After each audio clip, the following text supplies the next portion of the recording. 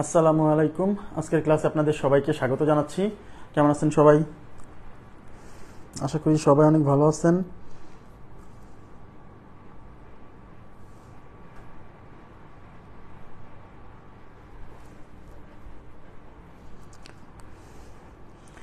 ওয়ালাইকুম আসসালাম।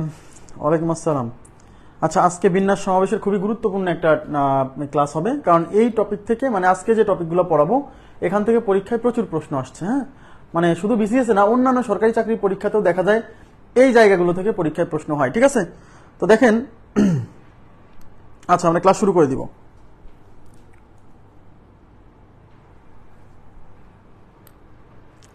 আচ্ছা, আমি প্রথমে এই যে আমি এখানে লিখে রাখছি হচ্ছে লিগ ভিত্তিক প্রতিযোগিতা ও হ্যান্ডশেক। আচ্ছা, এটা পড়ানোর আগে আমি আপনাদেরকে গত ক্লাসে যা পড়াইছিলাম সেই রিলেটেড দুইটা প্রশ্ন আমাদের থেকে গেছে, সেই দুইটা আগে পড়াবো। হ্যাঁ, সেই দুইটা পড়ায় তারপর ওখানে যাচ্ছি। দেখেন, এই যে এখানে একটা প্রশ্ন আমি নিয়ে আসছি। কি বলছে যে এন সংখ্যক, খেয়াল করেন প্লিজ, এন সংখ্যক বাহু বিশিষ্ট একটি বহুভুজের কতগুলো কর্ণ আছে। আচ্ছা, এন সংখ্যক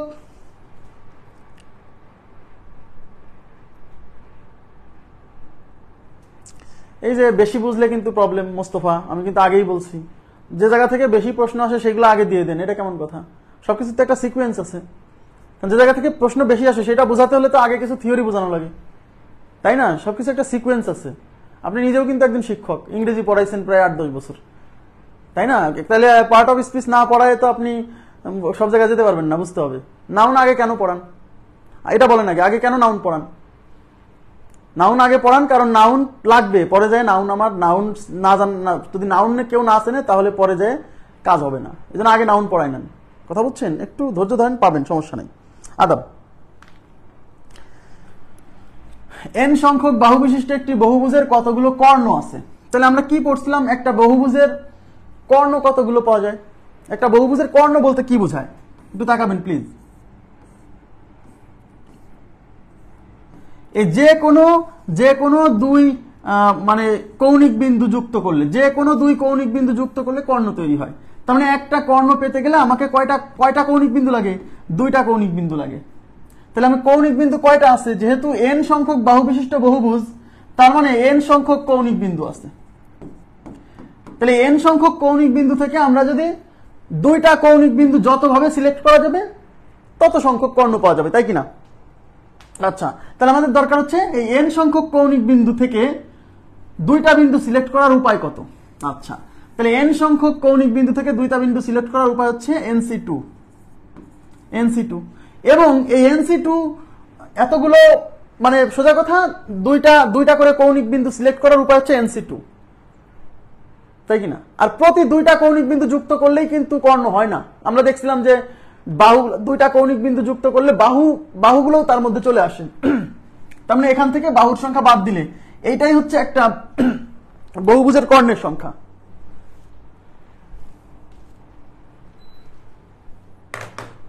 এটা হচ্ছে একটা বহুভুজের কর্ণের সংখ্যা, মনে আছে? NC2 minus N। হ্যাঁ, NC2 মাইনাস N। এখন এই NC2 মানে কি? NC2 মানে কি বলেন তো? N থেকে শুরু হবে কয় ঘর? এখানে উপরে N থেকে শুরু হবে, নিচে 2 থেকে শুরু হবে। 2 থেকে শুরু করে 1 পর্যন্ত। আর উপরে হচ্ছে যেহেতু এখানে 2 আছে, তাহলে এখানে N থেকে শুরু হয়ে 2 ঘর। তাহলে এই হলো N, আর এর পরবর্তী ঘর মানে N থেকে 1 কম, মানে N-1। ক্লিয়ার? Minus N। তাহলে উপরে হচ্ছে N into N-1 divided by 2 minus N। এখন এখানে লসাগু কত? লসাগু হচ্ছে 2। তাহলে এখানে 2 কেটে এটা হবে N দিয়ে গুণ করেন। N দিয়ে গুণ করলে N square minus N minus এই 2 দিয়ে গুণ করলে 2N। তাহলে উপরে কি হচ্ছে? N স্কোয়ার, মাইনাস N আর মাইনাস 2N হচ্ছে মাইনাস 3N, আর নিচে হচ্ছে 2। উপরে আবার N কমন আছে, N কমন নিলে N-3 ডিভাইডেড বাই 2। তার মানে এই যে এত সংখ্যক কর্ণ থাকবে। কথা কি বুঝতে পারছেন? তার মানে হচ্ছে N সংখ্যক বাহু বিশিষ্ট একটা বহুভুজের কতগুলো কর্ণ আছে? কর্ণের সংখ্যা হচ্ছে N into N-3 divided by 2। এখন আপনি যদি মুখস্থ করেন, এটা কি দরকার ভাই? এই যে 2 লাইন ক্যালকুলেশন করতে হবে। আপনাকে শুধু মনে রাখতে হবে যে একটা বহুভুজের কর্ণের সংখ্যা হচ্ছে NC2 মাইনাস N। এটা আমাদের গত ক্লাসের পড়া। ঠিক আছে, বুঝতে পারছেন কি বিষয়টা? ক্লিয়ার হয়েছে কি? ক্লিয়ার না হলে প্রশ্ন করবেন প্লিজ। যদি এটা গতকালের পড়া, এই জন্য আমি কিন্তু রিপিট করছি না।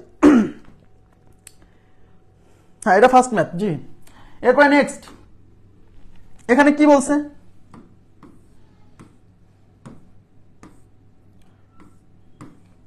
দেখেন এখানে বলছে যে n সংখ্যক বাহু বিশিষ্ট একটি বহুভুজের কৌণিক বিন্দুগুলোর সংযোগ রেখা দ্বারা কতটি ত্রিভুজ গঠন করা সম্ভব। তাহলে একটা বহুভুজের কৌণিক বিন্দুগুলো সংযোগ করে ত্রিভুজ গঠনের সংখ্যা, একটা ত্রিভুজ গঠন করতে হলে কয়টা বিন্দু লাগে, আমি বলছিলাম 3টা কৌণিক বিন্দু যুক্ত করলে একটা ত্রিভুজ হবে। তাহলে n সংখ্যক বাহু বিশিষ্ট একটা বহুভুজের কৌণিক বিন্দু n সংখ্যক, ওই n সংখ্যক কৌণিক বিন্দু থেকে 3টা বিন্দু সিলেক্ট করতে যতটা ওয়ে আছে ততগুলা ত্রিভুজ সৃষ্টি হবে। তার মানে NC3, তার মানে কত NC3। এখানে কিন্তু বিয়োগ করার কিছু নাই, এখানে বিয়োগ করার কিছু নাই, ত্রিভুজ সংখ্যা NC3। তো NC3 মানে কি, উপরে শুরু হবে n থেকে, নিচে শুরু হবে 3 থেকে, 3 থেকে কতটুক, 3 থেকে 1 পর্যন্ত, আর n থেকে শুরু হয়ে n থেকে 1 কমালে n - 1, n - 1 থেকে 1 কমালে n - 2, ব্যাস ক্লিয়ার। এবার এটা ক্যালকুলেশন করলে যা আসে তাই, উপরে ওইভাবে রেখে দেন n × n - 1 × n - 2, আর নিচে হচ্ছে কি 3 × 6, তাহলে n × n - 1 × n - 2 divided by 6, কয় number option, 2 number option, 2 number option. Clear বিষয়টা, 2 নাম্বার অপশন, 2 নাম্বার অপশন। হ্যাঁ, এগুলো হচ্ছে মানে সরাসরি n এর মান না দিয়ে n কেই আপনার সূত্রে রেখে দিছে। হ্যাঁ আচ্ছা আচ্ছা, এবার আমরা চলে যাচ্ছি নতুন টাইপে। এই যে লিগ ভিত্তিক খেলা বা খেলা ও হ্যান্ডশেক। এখন লিগ ভিত্তিক খেলা এবং হ্যান্ডশেক এইগুলো আসলে সমাবেশের মধ্যে কেন আসলো?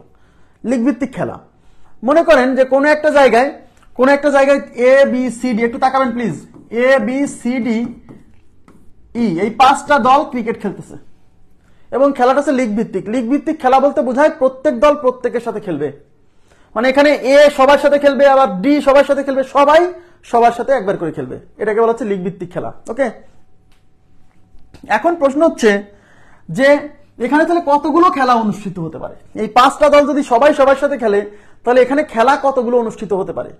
এটা সূত্রের সাহায্যে করা যাবে, সমাবেশের সূত্রের সাহায্যে। আচ্ছা আমাকে বলেন, একটা খেলা অনুষ্ঠিত হতে হলে কয়টা দল লাগে? ফুটবল বা ক্রিকেটে 2টা দল লাগে, 2টা দল, তাই না? তার মানে এখানে যতগুলো দল আছে এই দল থেকে যদি আমি 2টা দলকে সিলেক্ট করি, বাছাই করি, যে কোনো 2টা দল, তাহলে কি একটা খেলা তৈরি হবে না? তার মানে এই দলগুলো থেকে 2টা দল যতভাবে বাছাই করা যাবে ততগুলো খেলা অনুষ্ঠিত হবে। তাহলে এখানে যদি 5টা টিম থাকে, এই 5টা টিম থেকে 2টা টিম যদি আমি বাছাই করি তাহলে 5C2, তাহলে 5C2 মানে কি, এখান থেকে 2টা করে কতভাবে বাছাই করা যাবে, আর প্রত্যেকটা বাছাই তো 2টা দল থাকবে, আর 2টা দলে একটা খেলা অনুষ্ঠিত হবে। এখন প্রশ্ন হচ্ছে এটা বিন্যাস না কেন, এটা কেন সমাবেশ? কারণ আমি যদি A আর B কে সিলেক্ট করি তাহলে খেলা তৈরি হবে কার কার সাথে, A ভার্সেস B। কেউ বললো যে না এই খেলাটা হলো B ভার্সেস A। এখন আমাকে বলেন A ভার্সেস B যে খেলা বোঝায়, B ভার্সেস A কি সেই খেলা বোঝায় না আলাদা খেলা? একই খেলা। তার মানে এই বর্ণ দুইটা উলটপালট হওয়াতে, মানে টিমগুলো উলটপালট হওয়াতে নতুন কোনো জিনিস তৈরি হয়নি, তার মানে এটা যা বোঝায় এরা উলটপালট হওয়াতে সেই জিনিসটাই আছে। তাহলে সমাবেশের কনসেপ্ট তো এটাই ছিল যে এরা যদি উলটপালট হয় নিজেদের মধ্যে তাতে নতুন জিনিস তৈরি হবে না, একই জিনিস থাকবে, তাহলে সেটা সমাবেশ। তার মানে লিগ ভিত্তিক খেলা বা হ্যান্ডশেক এগুলো হচ্ছে সমাবেশের কোশ্চেন, এটা বিন্যাস না। যেমন 2জন ব্যক্তি, মনে করেন এক জায়গায় 10 জন লোক আছে, খেয়াল করেন প্লিজ, 10 জন লোক আছে, এই 10 জন লোক প্রত্যেকের সাথে হ্যান্ডশেক করবে, বলবে কতগুলো হ্যান্ডশেক অনুষ্ঠিত হবে বা কতগুলো হ্যান্ডশেক হবে, প্রত্যেকের সাথে হ্যান্ডশেক করবে। মনে করেন যে রহিম করিমের সাথে হ্যান্ডশেক করলো, এটা যে হ্যান্ডশেক, করিম রহিমের সাথে হ্যান্ডশেক করলো, এটা কি সেই হ্যান্ডশেক না আলাদা হ্যান্ডশেক? আপনারাই বলেন। রহিম করিমের সাথে হ্যান্ডশেক করলো, এটা যে হ্যান্ডশেক হিসেবে কাউন্ট হবে। করিম রহিমের সাথে হ্যান্ডশেক করলো, এটা কি সেই হ্যান্ডশেক হবে নাকি নতুন হ্যান্ডশেক হবে? নতুন হ্যান্ডশেক না। এই রহিম করিমের সাথে হ্যান্ডশেক করলে যে হ্যান্ডশেক বোঝায়, করিম রহিমের সাথে হ্যান্ডশেক করলে আলাদা হ্যান্ডশেক বোঝায় না। তার মানে দেখেন এই বর্ণগুলা, এই যে এই রহিম করিম উলটপালট হওয়াতে কিন্তু নতুন জিনিস তৈরি হয়নি। রহিম করিমের সাথে হ্যান্ডশেক করা যা বোঝায়, করিম রহিমের সাথে হ্যান্ডশেক করা তাই বোঝায়। তার মানে এরাও, মানে করিম আগে আসছে রহিম পরে গেছে, এতে কিন্তু নতুন কোনো জিনিস তৈরি হয়নি। সুতরাং নতুন জিনিস তৈরি হয় না হলে সমাবেশ। মনে আছে কিনা বলেন? এইটাই। তার মানে যে লিগ ভিত্তিক প্রতিযোগিতা বা হ্যান্ডশেক এগুলো হচ্ছে কিসের অঙ্ক? সমাবেশের অঙ্ক। ওকে, আচ্ছা এখন দেখেন আমি একটা কোশ্চেন নিছি, এখানে কি বলছে লীগ ভিত্তিক কোন প্রতিযোগিতায় 15টি দল অংশগ্রহণ করলে মোট খেলার সংখ্যা কত? আগে বুঝবেন এখানে কি বলছে, কয়টা দল অংশগ্রহণ করবে? 15টি দল। লীগ ভিত্তিক খেলা মানে প্রত্যেকে প্রত্যেকের সাথে খেলবে, এই 15টা দল প্রত্যেকে প্রত্যেকের সাথে খেলবে। বলে মোট কতটি খেলা অনুষ্ঠিত হবে, খেলার সংখ্যা। এখন আমাকে বলেন টোটাল সংখ্যা কত? টোটাল খেলা হচ্ছে টোটাল দল 15 জন, 15টা, টোটাল দল 15টা। এখন আমাকে বলেন একটা খেলা অনুষ্ঠিত হতে হলে কয়টা দল লাগে? 2টা দল লাগে।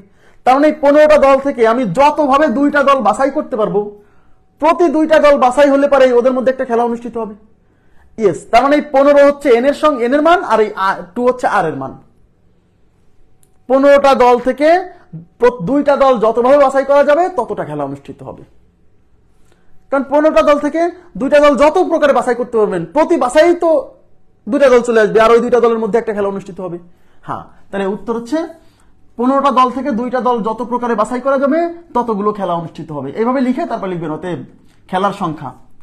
এভাবে লিখবেন 15টা দল থেকে যত প্রকারে 2টা দল বাছাই করা যাবে ততটা খেলা অনুষ্ঠিত হবে। তাহলে অতএব খেলার সংখ্যা, অতএব খেলার সংখ্যা ইজ ইকুয়াল টু 15C2। 15টা দল থেকে 2টা দল বাছাই করতে হবে। তাহলে 15C2, তাহলে উপর হচ্ছে 15 থেকে শুরু, নিচে 2 থেকে শুরু। 15 থেকে কয় ঘর? যেহেতু নিচে 2 আছে তার মানে 15 থেকে শুরু করে 2 ঘর, তাহলে 15 পরে কত? 14। আর 2 থেকে 1 পর্যন্ত, এই 2 দিয়ে এই 7 বার যাবে, 7 15 105। তার মানে এখানে 105টা খেলা অনুষ্ঠিত হবে। কতটা খেলা অনুষ্ঠিত হবে? 105টা খেলা অনুষ্ঠিত হবে। জি, 15C2 105টা খেলা অনুষ্ঠিত হবে। ঠিক আছে, আশা করি বুঝতে পারছেন। তাহলে লীগ ভিত্তিক খেলা, এটা কিন্তু সমাবেশের কোশ্চেন, বুঝতে হবে। আচ্ছা, এখানে কি বলছে দেখেন, রাশিয়া বিশ্বকাপ। আচ্ছা, রাশিয়া বিশ্বকাপ, এই যে কাতার বিশ্বকাপ হলো না, তার আগে রাশিয়াতে অনুষ্ঠিত হয়েছিল, সেই জন্য এটাকে বলা হচ্ছে রাশিয়া বিশ্বকাপ। হ্যাঁ, রাশিয়া বিশ্বকাপে মোট 32টা দল অংশগ্রহণ করে। রাশিয়া বিশ্বকাপে মোট 32টি দল অংশগ্রহণ করে। প্রথম রাউন্ডে মোট 4টি গ্রুপ থাকলে, 4টি না 8টি, এটা 8টি কি করে বুঝলাম? এটা ইংরেজিতে আছে, তার মানে বুঝতে হবে এটাও ইংরেজিতে আছে। ওকে, 8টি গ্রুপ থাকলে প্রথম রাউন্ডে মোট কতটি খেলা অনুষ্ঠিত হয়েছিল? প্রথম রাউন্ডে মোট কতটা খেলা অনুষ্ঠিত হয়েছিল? পুরো বিশ্বকাপে কতটা খেলা অনুষ্ঠিত হয়েছিল সেটা বের করতে বলেনি, বলছে প্রথম রাউন্ডে কতটা খেলা অনুষ্ঠিত হয়েছে।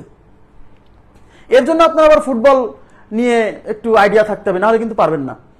তো আমরা জানি যে বিশ্বকাপে মোট 32টা দল অংশগ্রহণ করে, যদিও পরবর্তী বিশ্বকাপে দলের সংখ্যা বাড়বে, মেবি 48টা।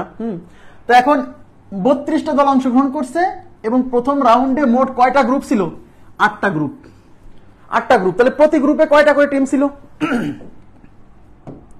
তাহলে প্রতি গ্রুপে দল কয়টা? এই 32কে 8 দিয়ে ভাগ করলে প্রতি গ্রুপে 4টি। বিশ্বকাপে যে খেলা অনুষ্ঠিত হয় সেখানে কিন্তু সবাই সবার সাথে খেলে না। প্রতি গ্রুপে যে 4টা দল থাকে তারা প্রত্যেকে প্রত্যেকের সাথে খেলে, কিন্তু সবাই সবার সাথে খেলে না, বুঝতে হবে। কিন্তু প্রতি গ্রুপে যে 4টা দল থাকে সেই 4টা দলের প্রত্যেকে সবার সাথে খেলে, প্রত্যেকে প্রত্যেকের সাথে খেলে।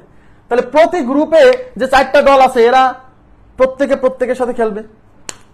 তাহলে প্রতি গ্রুপে কয়টা খেলা অনুষ্ঠিত হবে সেটা আগে বের করবো। তাহলে প্রতি গ্রুপে খেলা হবে, প্রতি গ্রুপে খেলা অনুষ্ঠিত হবে। আচ্ছা, প্রতি গ্রুপে দল কয়টা? 4টা। এই 4টা দল প্রত্যেকে প্রত্যেকের সাথে খেলবে। তাহলে একটা খেলা অনুষ্ঠিত হতে কয়টা টিম লাগে? 2টা টিম। তাহলে এই 4টা দল থেকে যতভাবে 2টা দল বাছাই করা যাবে প্রতি গ্রুপে ততটা খেলা অনুষ্ঠিত হবে। তাহলে এই 4টা দল থেকে প্রতিবারে 2টা করে দল বাছাই করা যায় 4C2। আর 4C2 মানে 4 × 3, নিচে 2 × 1, 3 4 12, 12কে 2 দিয়ে ভাগ করলে 6। তার মানে হচ্ছে প্রতি গ্রুপে 6টা খেলা অনুষ্ঠিত হবে। প্রতি গ্রুপে, এটা হলো প্রতি গ্রুপে খেলার সংখ্যা। কিন্তু অঙ্কে বলছে প্রথম রাউন্ডে মোট খেলা কতটা। এখন প্রথম রাউন্ডে দল ছিল কয়টা? সরি, গ্রুপ ছিল কয়টা? 8টা। তার মধ্যে প্রতি গ্রুপে 6টা হবে। তাহলে এরকম তো প্রত্যেক গ্রুপেই 6টা হবে। তাহলে প্রথম রাউন্ডে মোট খেলা কত হবে? প্রতি গ্রুপে 6টা, তাহলে 8 গ্রুপে 6 × 48টা। তাহলে অতএব প্রথম রাউন্ডে, বুঝছেন কি, প্রথম রাউন্ডে মোট খেলা 6, প্রতি গ্রুপে 6টা, এরকম গ্রুপ আছে 8টা, 6 × 48টা। তাহলে মোট খেলা অনুষ্ঠিত হবে 48টি। ক্লিয়ার? বুঝছেন কিনা বলেন প্লিজ, কাইন্ডলি রেসপন্স করবেন, না বুঝলেও বলবেন। আমরা আগে বের করছি যে প্রতি গ্রুপে কয়টা খেলা অনুষ্ঠিত হবে। হ্যাঁ, প্রতি গ্রুপে যে কয়টা খেলা অনুষ্ঠিত হবে, প্রত্যেক গ্রুপেই তো এরকম ভাবে অতগুলো খেলা অনুষ্ঠিত হবে। তাহলে প্রতি একটা গ্রুপে যতটা খেলা অনুষ্ঠিত হবে সেটা যদি বের করতে পারি, এরকম 8টা গ্রুপ আছে, তাহলে 8 গ্রুপে কয়টা হবে? কোশ্চেন থাকলে জিজ্ঞাসা করতে হবে প্লিজ। ফুটবল সম্পর্কে ভালো ধারণা না থাকলে কিন্তু অনেকে এই কোশ্চেন সলভ করে আসা কঠিন। দেখেন এবার লাস্ট কি আছে এখানে।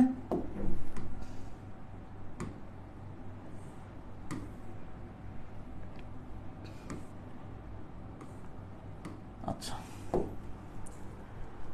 এখানে বলছে টি-20 বিশ্বকাপে প্রথম রাউন্ডে প্রতিটি দল একে অপরের সাথে খেলে।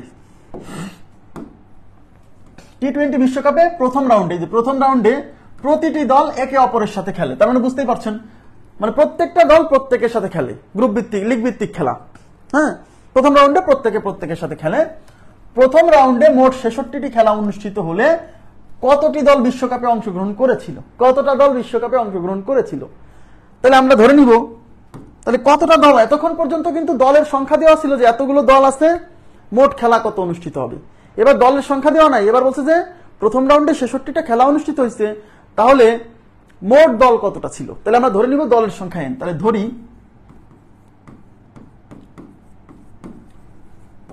দলের সংখ্যা ইজ ইকুয়াল টু nt।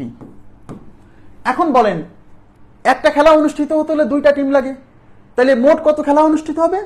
এই n সংখ্যক টিম থেকে প্রতি 2টা করে টিম যতভাবে বাছাই করা যায় ততটা খেলা অনুষ্ঠিত হবে। তাহলে অনুষ্ঠিত খেলার সংখ্যা হচ্ছে nc2। যেমন আগের অঙ্কগুলোতে কি করছিলেন, এই যে অনুষ্ঠিত খেলার সংখ্যা, এই যে উপরে যেটা থাকে সেটা n এর মান আগের অঙ্কে 4 ছিল, তার অঙ্কে আগের অঙ্কে n এর মান 15 ছিল, আর এই অঙ্কে n এর মান দেওয়া নাই, ধরে নিতে হবে n। বুঝছেন, এই যে খেলার সংখ্যা হচ্ছে nc2, আর অঙ্কে খেলার সংখ্যা দিয়ে আছে 66, তাহলে nc2 is equal to 66। Clear? এইবার এটা ক্যালকুলেশন করে আমাকে n এর মান বের করতে হবে। সবচেয়ে সহজ বিষয় হচ্ছে অপশন টেস্ট। অপশন টেস্ট, আপনার প্রশ্নে কিন্তু অপশন দেওয়া থাকবে। অপশনে কি দেওয়া থাকবে? অপশনে এই কতটা দল অংশগ্রহণ করছিল মানে n এর মান দেওয়া থাকবে। ওই n এর মান এখানে বসায় দেখতে হবে যে কোন n এর মান দিয়ে 66 আসে, সেটাই আমাদের উত্তর। কথা কি বুঝছেন? অপশন টেস্ট সবচেয়ে সহজ। আচ্ছা আচ্ছা, এখন প্রশ্ন হচ্ছে অপশন টেস্ট ছাড়া করা যাবে না? যাবে। nc2 কে ভাঙেন, তাহলে উপরে শুরু হবে n থেকে, নিচে শুরু হবে 2 থেকে। 2 থেকে কত পর্যন্ত? 1 পর্যন্ত। আর উপরে n থেকে কয় ঘর? 2 ঘর। কেন? এর নিচে 2 আছে, এখান থেকে শুরু, আর এখানে যত আছে তত ঘর। তাহলে n এর পরে কত? 1 কমে n-1, okay, is equal to 66। তাহলে উপরে আছে n ইন্টু n-1, এই 2 1 2, এই 2 এর পাশে গুণ আছে, সরি ভাগ আছে, ওই পাশে যে গুণ হবে, এই 66-র সাথে 2 গুণ হলো। এখানে গুণ করে দিয়েন না, ওইভাবে রাখেন, ওইভাবে রাখেন। তাহলে এখন কি হচ্ছে? এই পাশে দেখেন, এই পাশে থাকতেছে n ইন্টু n-1, আচ্ছা এখানে থাকতেছে n ইন্টু n-1, আর এই পাশে থাকতেছে 66 ইন্টু 2। আচ্ছা এটা তো আছে। এখন এখানে একটা জিনিস একটু খেয়াল করেন প্লিজ, একটু টেকনিক্যাল হতে হবে। এই n আর n-1 এখানে কিন্তু গুণ আকারে আছে, দেখেন n এর সাথে কিন্তু n-1 গুণ আকারে আছে, আর ওই পাশে আছে 66 গুণ 2, তাই না? n এর সাথে n-1 গুণ আকারে আছে। এই n আর n-1 এরা দুজন কিন্তু ক্রমিক সংখ্যা, কারণ n এর থেকে n-1 কি 1 ছোট না? তার মানে এই n আর এই n-1 এরা দুজন কি সংখ্যা? এরা দুজন ক্রমিক সংখ্যা। তার মানে এই পাশে 2টা ক্রমিক সংখ্যা গুণ আকারে আছে। তার মানে বুঝতে হবে মাঝখানে যেহেতু ইকুয়াল সাইন, তাহলে এই পাশেও 2টা ক্রমিক সংখ্যার গুণফল আকারে প্রকাশ করা যাবে। কেন? যেহেতু এই পাশে 2টা ক্রমিক সংখ্যা আছে, তো এটাকেও 2টা ক্রমিক সংখ্যা লেখা যাবে। কিভাবে দেখেন? n into n-1 is equal to, এই 66কে লিখবো 6 গুণ 11, 6 11 66 ইন্টু 2। এইবার এই 3টা সংখ্যাকে মিলাবো, এই 6 আর 2 গুণ করলে হবে 12। তাহলে এই পাশে n into n-1 is equal to 6 দুগুণী 12 আর থাকলো 11। এই দেখেন 12 ইন্টু 11, এরা দুজন ক্রমিক। তাহলে এই পাশে এইটা আর এটার মধ্যে বড় কে? n বড়, n-1 ছোট, কারণ এটা 1 ছোট না, এটা সে। তাহলে এই দুইটার মধ্যে এই পাশে বড় হচ্ছে 12 আর এটা হচ্ছে ছোট, তাহলে এই দুইটার মধ্যে বড় হচ্ছে n এর মান, তাহলে এই দুইটার মধ্যে বড় কে? 12। তাহলে এই 12 কার মান? এই 12 হলো n এর মান, কারণ এই পাশে এইটা বড় এটা ছোট, তাহলে ওই পাশে এইটা বড় এটা ছোট, তাহলে এই পাশের বড়টা ইকুয়াল টু এই পাশের বড়টা, তাহলে n এর মান হচ্ছে 12, তাহলে n ইজ ইকুয়াল টু 12। তার মানে টিমের সংখ্যা 12। ক্লিয়ার বিষয়টা? আপনারা কি বুঝছেন? ক্লিয়ার হয়েছে কি বিষয়টা? খুবই সিম্পল। আর যদি আপনি মনে করেন যে ভাই এভাবে কিন্তু লিখিততেও করে দেওয়া যাবে, আপনি এখানে বলবেন যে উভয় পাশের সমান বিবেচনা করে, n equal to 12, n minus 1 equal to 11। ওকে, আচ্ছা ক্লিয়ার কি?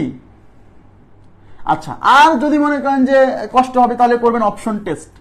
অপশনে আপনার n এর মান মনে করেন যে 11, 12, 13, 14 এরকম দেওয়া থাকবে কিন্তু টিমের মান। এখন আমরা কি জানি, খেলার সংখ্যা হচ্ছে 66, তার মানে NC2 ইকুয়াল টু 66 হবে। এই n এর মান অপশনে দেওয়া আছে, n এর মান 11 ধরে আপনি এই n এর মান 11 বসালে কি আসতেছে, এই n এর মান 11 বসান, তাহলে 11C2 সমান 66 আসে কিনা দেখেন। 11 গুণ 10 নিচে হলো 2 গুণ 1, 5 11 55, তার মানে 11C2 করলে 55 আসে, কিন্তু আসার কথা 66, তাই 11 উত্তর না। এবার 12 নেন, এবার 12C2 করেন, তাহলে 12 গুণ 11 নিচে হচ্ছে 2 ইন্টু 1, এই 2 দিয়ে 12 6 বার, এই 6 আর 11 গুণ করলে 6 11 66, এই যে মিলে গেছে, তার মানে 12 দিয়ে মিলে গেছে, সুতরাং আমাদের উত্তর হচ্ছে 12। অপশন টেস্ট সহজ, ঠিক আছে। নেক্সট কোশ্চেন, নেক্সটে কি বলছে,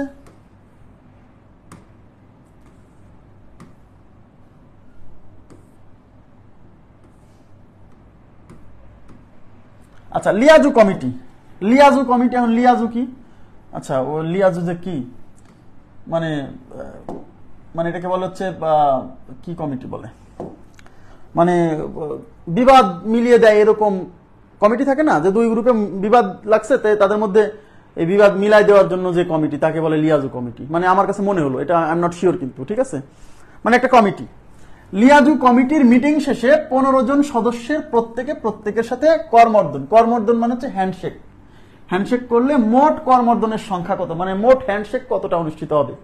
তাহলে এখন আমাকে বলেন, এই হ্যান্ডশেক করতে কয়জন লোক লাগে? 2 জন লোক লাগে, তাই না?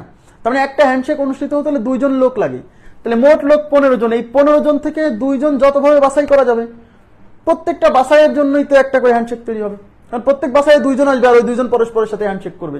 বুঝাইতে পারছি? লিগ ভিত্তিক খেলার মতো প্রত্যেকের সাথে খেলে 15টা টিম, এটা না বলে বলছে প্রত্যেকে যদি হ্যান্ডশেক করে, একই কথা। তার মানে হচ্ছে এই 15 জন লোকের মধ্য থেকে 15 জন লোকের মধ্য থেকে 2 জন লোক যতভাবে সিলেক্ট করা যাবে বা বাছাই করা যাবে ততটা হ্যান্ডশেক তৈরি হবে। হ্যাঁ, আপনি লিখবেন যে 15 জন লোক থেকে 2 জন লোক যতভাবে বাছাই করা যাবে ততটা হ্যান্ডশেক তৈরি হবে। অতএব হ্যান্ডশেক বা করমর্দনের সংখ্যা ইজ ইকুয়াল টু 15C2, 15 জন থেকে 2 জন বাছাই করতে হবে। তাহলে উপর হচ্ছে 15 গুণ 14 আর নিচে হচ্ছে 2 গুণ 1, এই 2 দিয়ে 7 বার যাবে, 7 15 105, তার মানে মোট 105টা হ্যান্ডশেক তৈরি হবে। মোট কয়টা হ্যান্ডশেক তৈরি হবে? 105টা। এগুলো অঙ্ক ইম্পর্টেন্ট, পরীক্ষায় আসছেও কিন্তু বিসিএস পরীক্ষায়। দেখেন, এবার চলে যাচ্ছি পরবর্তী কোশ্চেনে।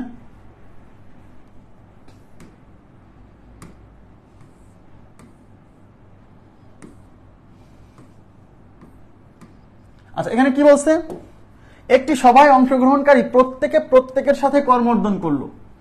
একটা সবাই যতজন অংশগ্রহণ করছে প্রত্যেকের সাথে করমর্দন করলো, মানে হ্যান্ডশেক করলো। মোট করমর্দনের সংখ্যা 66 হলে ওই সভায় কতজন লোক ছিল?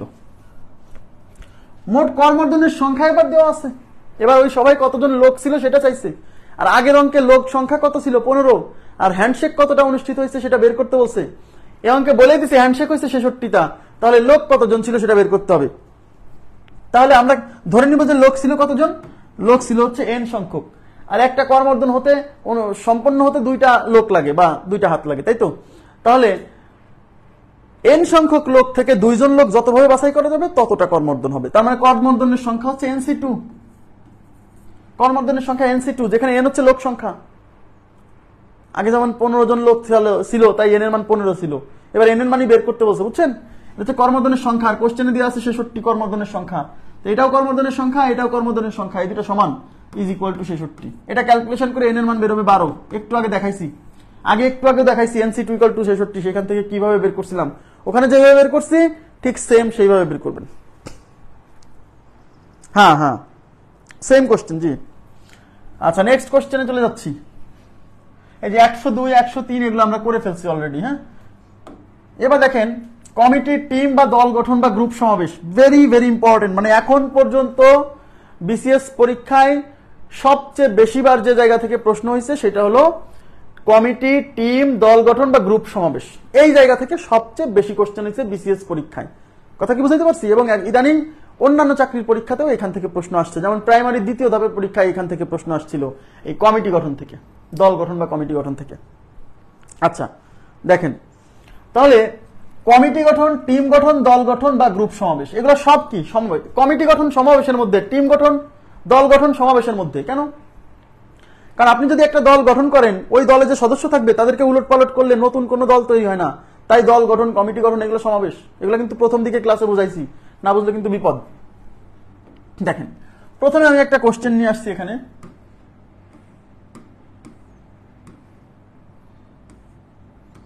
কি বলছে? বলছে 14 জন সদস্যের একটি ক্রিকেট স্কোয়াড থেকে 11 জনের একটি দল কতভাবে গঠন করা যেতে পারে। দেখেন, তার মানে আপনাকে 14 জনের একটা স্কোয়াড দিয়ে দিচ্ছে। স্কোয়াড মানে কি? মানে কোন একটা সিরিজে যতজন প্লেয়ার ওই সিরিজে খেলার সুযোগ পাবে, হ্যাঁ, সেই প্লেয়ারদের সমন্বিত দলকে বলা হয় স্কোয়াড। তাহলে 14 জন সদস্যের একটা স্কোয়াড। যেমন বাংলাদেশ ক্রিকেট দলের 14 জন সদস্য আছে, যারা এই শ্রীলঙ্কার সাথে খেলবে আর কি। এই টেস্ট সিরিজে এই 14 জন খেলবে, এর বাইরে কেউ খেলতে পারবে না যদি ইনজুরিতে কেউ না পড়ে। হ্যাঁ, এই 14 জনের মধ্যে তো 14 জন খেলায় নামতে পারবে না। 14 জন খেলতে পারবে, খেলার সুযোগ পাবে, বাট কোন ম্যাচে তো 14 জন নামতে পারবে না, নামতে পারবে 11 জন। তাহলে এই 14 জন যে সদস্য আছে, সেই 14 জন সদস্য থেকে 11 জনের একটি দল গঠন করবে। এই দলটা কতভাবে গঠন করা যায়? দল গঠন হচ্ছে সমাবেশ, মাথায় রাখতে হবে। দল গঠন কি? সমাবেশ। আচ্ছা, তাহলে খুবই সিম্পল। 14 জন থেকে 11 জন যতভাবে সিলেক্ট করা যাবে ততটা দল তৈরি হবে। কারণ 14 জন থেকে 11 জন, আপনি মনে করেন 14 জন দাঁড়ায় আছে, সেখান থেকে 11 জন নিলেন, ওটা একটা দল। এবার এই 11 জন না নিয়ে আরো 2-4 জনকে উলট পালট করে, উলট পালট না, মনে করেন যে এই 11 জন থেকে 2 জন সরাই দিয়ে নতুন 2 জনকে নিলেন, এটা আর একটা দল। তার মানে 14 জন থেকে 11 জন যতভাবে বাছাই করা যাবে ততটা দল তৈরি হবে। কারণ এখান থেকে 14 জন থেকে যে 11 জনই নেন, ওইটা কিন্তু একটা দল। তার মানে ওখানে যে 14 জন দাঁড়ায় আছে, ওই 14 জন থেকে 11 জন যতভাবে বাছাই করতে পারবেন ততটা দল তৈরি হবে। তাই এই 14 জন থেকে 11 জন যতভাবে বাছাই করা যাবে ততটা দল তৈরি হবে। ঠিক আছে, ততভাবে দল গঠন করা যাবে। তাহলে আমাদেরকে কি করতে হবে? লিখবেন যে 14 জন থেকে 11 জন যতভাবে বাছাই করা যাবে ততটা দল গঠিত হবে। তাহলে অতএব দল গঠনের সংখ্যা 14C11। এই যে 14 জন থেকে 11 জন বাছাই করতে হবে, তার মানে n এর মান 14। কেন? বেশিটা হচ্ছে n, আর r এর মান হচ্ছে 11। এবার একটু তাকান, আমি কি বলছিলাম? এই সংখ্যা আর এই সংখ্যার মধ্যে যখন এদের মধ্যে ডিফারেন্স কম হবে তখন এটা সম্পূরক সমাবেশ ব্যবহার করব। মানে এটাকে আমরা লিখতে পারি 14C, এইটা আর এটার বিয়োগফল কত? 14 - 11 মানে 3, 14C3। মানে এটা যা বোঝায় এটা তাই বোঝায়।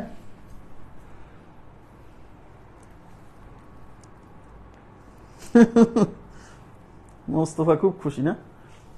আচ্ছা, এটা যা বোঝায় এটা তাই বোঝায়। 14C11 যা বোঝায় 14C3 তাই বোঝায়, তাই কিনা? তাহলে 14C3।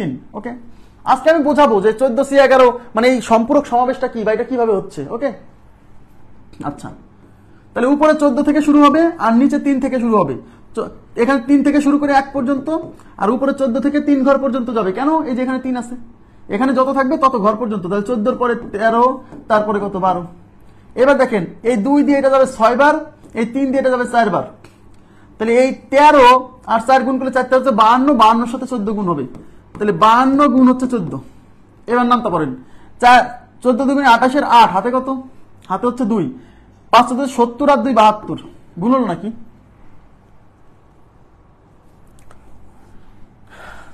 14 থেকে আসলো 3 4 12।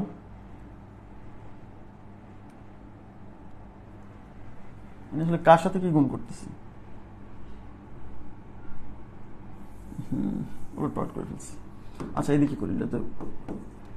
3 গুণ 2 গুণ 1, 14 গুণ 13 গুণ হচ্ছে 12। এটা দিয়ে যাবে 6 বার, এটা দিয়ে যাবে 2 বার, সরি 2 বার।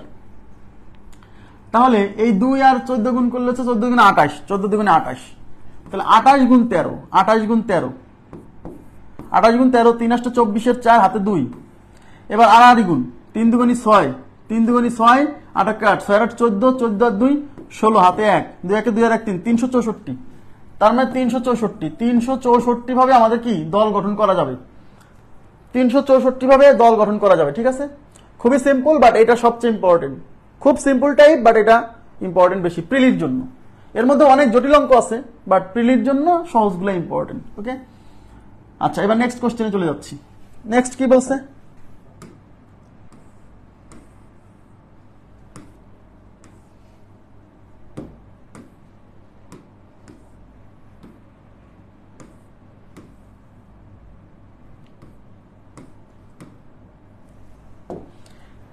জন লোক হতে 7 জনের একটি কমিটি কতভাবে গঠন করা যায়? তো কমিটি গঠন মানে কি? সমাবেশ। আবার বলছি, কমিটি গঠন মানে সমাবেশ।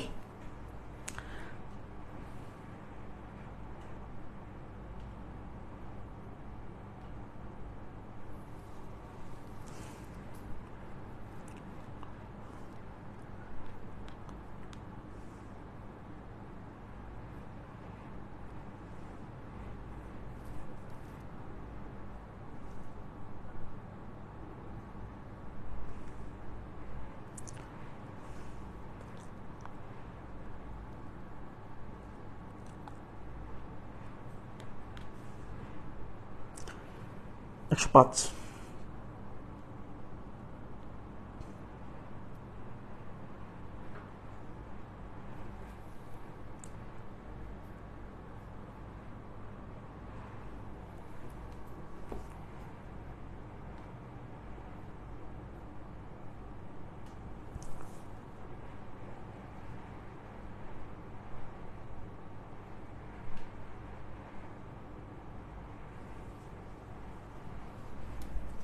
আচ্ছা, তাহলে এই যে 10 জন লোক আছে, এই 10 জন থেকে 7 জনের কমিটি গঠন করতে হবে।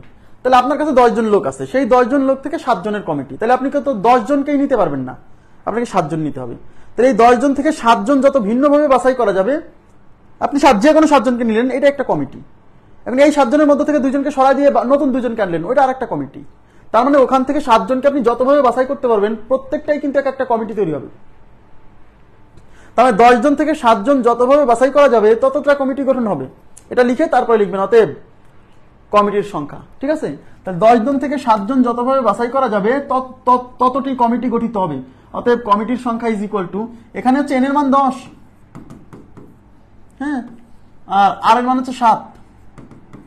তাহলে 10 জন থেকে 7 জন বাছাই করার উপায় 10C7। অতএব কমিটির সংখ্যা হচ্ছে 10C7। কি বলছিলাম? যদি দেখেন যে এই সংখ্যা আর এই সংখ্যার মধ্যে ডিফারেন্স কম, তখন এটা ব্যবহার না করে এদের কমপ্লিমেন্টারি কম্বিনেশন বা সম্পূরক সমাবেশ ব্যবহার করবেন। তবে 10C7 এর মান যা, 10C3 এর মানও তাই। এই যে 7 থেকে 10 থেকে 7 বাদ দিলে 3। ঠিক আছে, এবার উপরে শুরু হবে 10 থেকে, নিচে শুরু হবে 3 থেকে। 3 থেকে কত দূর? 3 থেকে 2 1 পর্যন্ত। আর উপরে 10 থেকে কয় ঘর? 10 থেকে 3 ঘর। 10 থেকে 3 ঘর মানে 10 9 8। ওকে, এটা দিয়ে এটা যাবে 4 বার, এটা দিয়ে এটা যাবে 3 বার। 3 4 12, 12 10 120। তার মানে এরকম 120টা কমিটি গঠন করা যাবে। 120টা কমিটি গঠন করা যাবে।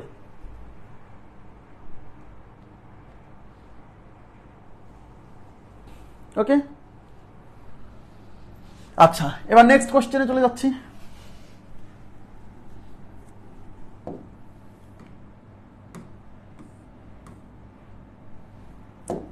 আচ্ছা, একজন পরীক্ষার্থীকে 12টি প্রশ্ন হতে 10টি প্রশ্নের উত্তর দিতে হবে। তিনি কত প্রকারে প্রশ্নগুলো বাছাই করতে পারেন?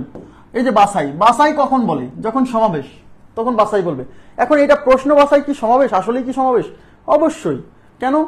কারণ আপনি মনে করেন আপনার কাছে একটা পরীক্ষা দিতে গেছেন, সেখানে 10টা প্রশ্ন আছে, আপনি সেখান থেকে 6টা প্রশ্নের উত্তর করতে হবে, যে কোনো 6টা। তাহলে আপনি যদি 1 2 3 4 5 6 প্রশ্নগুলোর উত্তর করেন, প্রথমে 1 লিখলেন,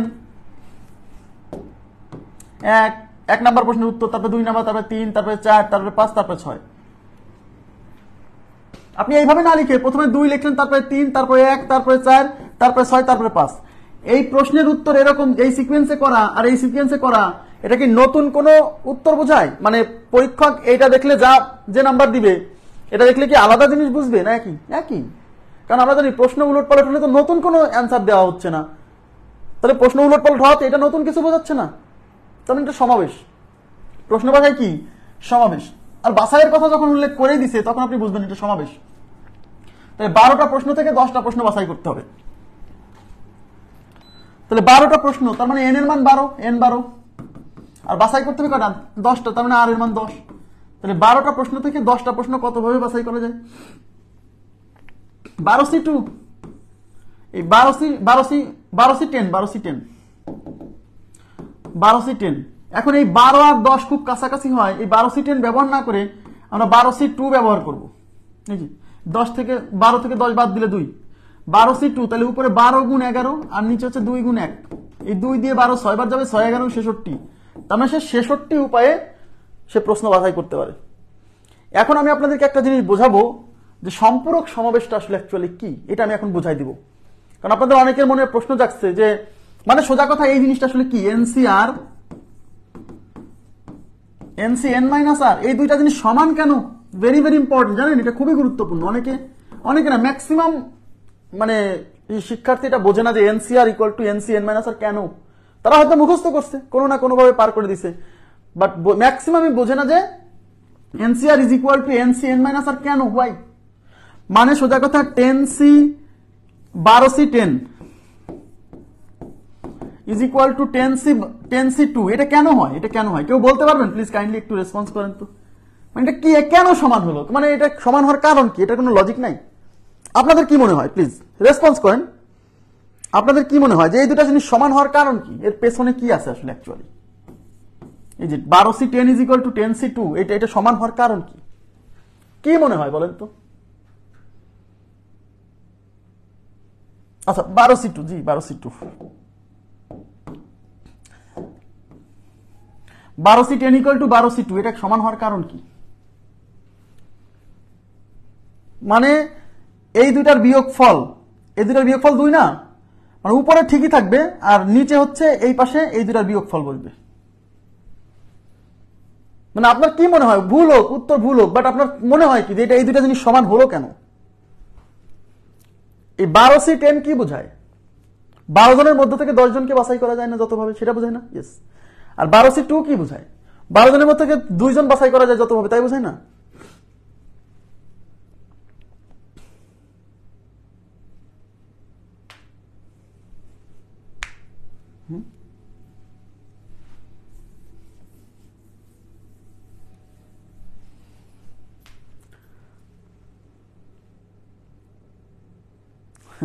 ওটা তো আমার ক্যালকুলেশন সুবিধা, কিন্তু এটার একটা মিনিং আছে, জানেন? এটার একটা মিনিং আছে, এটাকে বলে সম্পূরক সমাবেশ। সম্পূরক সমাবেশ, এই যে এই সূত্রটাকে বলে সম্পূরক সমাবেশের সূত্র। এই যে এটাকে বলে সম্পূরক সমাবেশের সূত্র। আচ্ছা, এটা হওয়ার কারণ আমি এক্সপ্লেইন করে দিচ্ছি। যাই হোক, সেটা হচ্ছে, আচ্ছা আমাকে বলেন তো 12C10, এই 12C10 বলতে কি বোঝায়? 12 জনের মধ্যে থেকে 10 জন যতভাবে বাছাই করা যায়, রাইট? আচ্ছা আপনি এদিকে তাকান, এদিকে প্লিজ।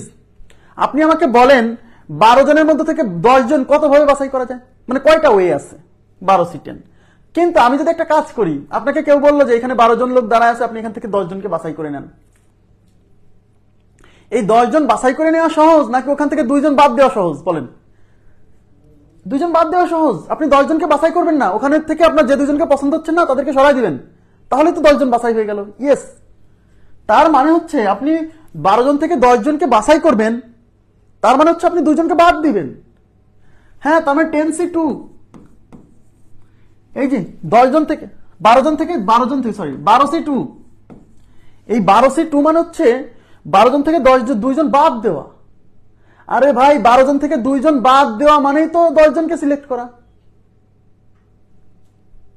কারণ আপনি 12 জন থেকে 10 জন সিলেক্ট না করে 12 জন থেকে 2 জন বাদ দিবেন, কারণ 2 জন বাদ দিলেই তো 10 জন অলরেডি অটোমেটিকলি সিলেক্ট হয়ে যাচ্ছে। এখন আমাকে বলেন 12 জন থেকে 10 জন সিলেক্ট করা সহজ নাকি 12 জন থেকে 2 জন বাদ দেওয়া সহজ, রিজেক্ট করা সহজ? এটা মানে রিজেক্ট করতেছেন আপনি। তাহলে 12 জন থেকে 10 জন সিলেক্ট করা যা বোঝায়, 12 জন থেকে 2 জন রিজেক্ট করার ততটা উপায়। কেন? কারণ আপনি যখন 10 জনকে সিলেক্ট করলেন অলরেডি 2 জন রিজেক্ট হয়ে গেছে। আপনি 12 জন থেকে 10 জন সিলেক্ট করছেন না, তাহলে কি বাদ করছে কয়জন? 2 জন না? তাহলে 12 জন থেকে 10 জন সিলেক্ট করা যা বোঝায়, 12 জন থেকে 2 জন রিজেক্ট করা তাই বোঝায়।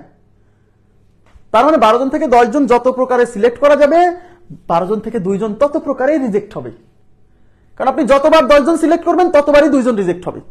এই জন্য আমরা 12 জন থেকে 10 জনকে সিলেক্ট করা যা বোঝাচ্ছি, 12 জন থেকে 2 জন রিজেক্ট করা তাই বোঝাচ্ছি। মানে এইটা আর এটা সমান, বুঝছেন? তার মানে এটা হচ্ছে সিলেকশন, এটা হচ্ছে রিজেকশন। এখন অনেকে বলে ভাই সিলেকশন যত রকমের হবে, রিজেকশন কি তত রকমের হবে? অবশ্যই, কারণ আপনি 12 জন থেকে 10 জন যখন সিলেক্ট করছেন, 2 জন কি রিজেক্ট হচ্ছে না? তার মানে আপনি 12 জন থেকে 2 জন রিজেক্ট করে দিবেন, এ থেকেই বোঝা যাবে 12 জন থেকে 10 জন সিলেক্ট করছেন। আশা করি বুঝতে পারছেন। তার মানে এই সম্পূরক সমাবেশ মানে হচ্ছে এইটা হলো সিলেকশন আর এই পাশটা হচ্ছে রিজেকশন। তো সিলেকশন যত প্রকারে করা যাবে, রিজেকশন তত প্রকারেই হবে। ক্লিয়ার হয়েছে বিষয়টা? জি অবশ্যই। আপনি ভাবেন না যে আপনার এখানে 30 জন লোক আছে, এখান থেকে 21 জন লোক সিলেক্ট করতে হবে। মনে করেন 30 জন লোক আছে, সেখান থেকে 27 জনকে বাছাই করতে হবে। আপনিই বলেন 27 জন বাছাই করে নেওয়া সহজ না 3 জন রিজেক্ট করা সহজ?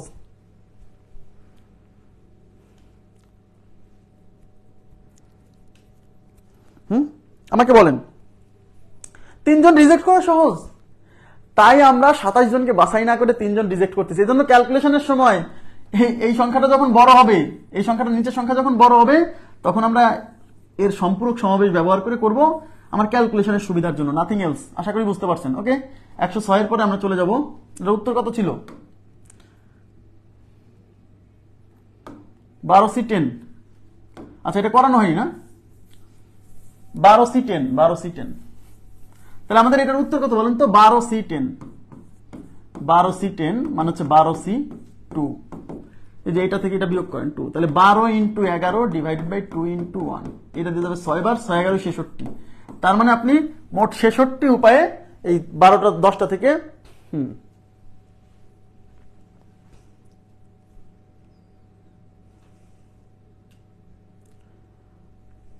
জি জি জি যখন কিছু নির্দিষ্ট সংখ্যক বস্তু থেকে অনেক বেশি সংখ্যক বস্তু বাছাই করতে বলবে, সেই সময় আমরা বাছাই না করে রিজেক্ট করব, মানে সম্পূরক সমাবেশের সূত্রটা ব্যবহার করব, তাহলে ক্যালকুলেশনটা সহজ হবে। ওকে, নেক্সট 106 গেল। 107 নাম্বার কোশ্চেন দেখেন। 107 কি বলছে? সবাই এবার মনোযোগ দিবেন প্লিজ, কাইন্ডলি রেসপন্স করবেন, মনোযোগ দিয়ে বুঝতে হবে। হ্যাঁ, একটু আস্তে আস্তে জটিল আসবে কিন্তু। 5 জন পুরুষ ও 4 জন মহিলার একটি দল থেকে একজন পুরুষ, এই যে একজন পুরুষ ও 2 জন মহিলা নিয়ে কত প্রকারে কমিটি গঠন করা যাবে? তার মানে এখানে কমিটি, এইবার কিন্তু গ্রুপ সমাবেশ। এই যে দেখেন, এর নাম হচ্ছে গ্রুপ সমাবেশ। এইগুলো অঙ্কের নাম হচ্ছে গ্রুপ সমাবেশ। গ্রুপ সমাবেশ এর নাম কেন গ্রুপ সমাবেশ হয়েছে বুঝতে হবে। এগুলো অঙ্কের নাম গ্রুপ সমাবেশ হওয়ার কারণ হচ্ছে এখানে আপনি যে কমিটি বা দল বা টিম গঠন করবেন, হ্যাঁ, সেই টিমের মেম্বারগুলো একটা নির্দিষ্ট জায়গা থেকে আসবে না, 2টা বা 3টা সোর্স থেকে আসবে। দেখেন, 5 জন পুরুষ ও 4 জন মহিলার একটা দল থেকে একজন পুরুষ ও 2 জন মহিলা নিয়ে কমিটি কত প্রকারে গঠন করা যাবে? তার মানে আপনি যে কমিটি গঠন করতে চাচ্ছেন, সেই কমিটিতে সদস্য কয়টা সোর্স থেকে আসবে? 2টা সোর্স থেকে।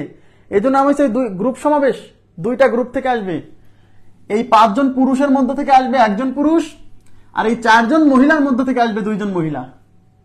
তার মানে আপনার এখানে গ্রুপ সমাবেশ নাম হওয়ার কারণ কিন্তু আছে, কারণ আপনার এখান থেকে যাদেরকে নিয়ে কমিটি গঠন করবেন তারা একটা নির্দিষ্ট সোর্স থেকে আসেনি, 2টা গ্রুপ থেকে আসছে। পুরুষের গ্রুপ থেকে আসবে কিছু, মহিলার গ্রুপ থেকে আসবে কিছু। ক্লিয়ার? এই জন্য নাম হচ্ছে গ্রুপ সমাবেশ। তাহলে আপনি গ্রুপ সমাবেশের ক্ষেত্রে কিভাবে সলভ করবেন? প্রথমে আপনি এখানে লিখবেন মেল, এর পাশে মেল লোকের সংখ্যা কতজন? মেল আছে 5 জন। এদিকে তাকান প্লিজ, এই যে মেল 5 জন, আর এই সাইডে লিখবেন হচ্ছে ফিমেল। ফিমেল কতজন আছে? ফিমেল আছে 4 জন। ব্যাস, আপনি সংখ্যাটাও লিখে রাখলেন। এবার তাকান এদিকে প্লিজ, এই যে মেল 5 জন আছে, এই 5 জন মেল থেকে আপনি কতজন নেবেন? এই যে 5 জন পুরুষ থেকে আপনার যে কমিটি, এদিকে তাকান, যে কমিটিটা গঠন করবেন সেই কমিটিতে পুরুষ আসবে কয়জন? 1 জন। তার মানে এই যে একজন পুরুষ আসবে, এই একজন পুরুষ কোন জায়গা থেকে আসবে? এই নিশ্চয়ই এই 5 জন পুরুষের মধ্য থেকে একজন আসবে। এখন এই 5 জন পুরুষ থেকে কে আসবে আমি জানি না, তাই বাছাই করা লাগতেছে। তার মানে এই 5 জন থেকে একজন পুরুষ বাছাই করতে হবে। 5 জন পুরুষ থেকে একজন পুরুষ বাছাই করার উপায় 5C1। ক্লিয়ার? এইবার মহিলাতে চলে আসছি। মহিলা আছে মোট 4 জন, কিন্তু মহিলা নিতে হবে কয়জন? 2 জন। এই 2 জন মহিলা কোত্থেকে নেবেন? এই 4 জন মহিলার মধ্য থেকেই। তাহলে 4 জন মহিলা থেকে 2 জন মহিলা নেওয়ার উপায়, বাছাই করার উপায় 4C2। এদিকে তাকান, এদিকে প্লিজ, এবার মনোযোগ দেন, খুবই গুরুত্বপূর্ণ। এখন প্রশ্ন হচ্ছে আমরা কি গঠন করতে চাচ্ছি? আমরা করতে চাচ্ছি কমিটি গঠন। এদিকে তাকান, আগে বুঝতে হবে, না বুঝলে মনে থাকবে না।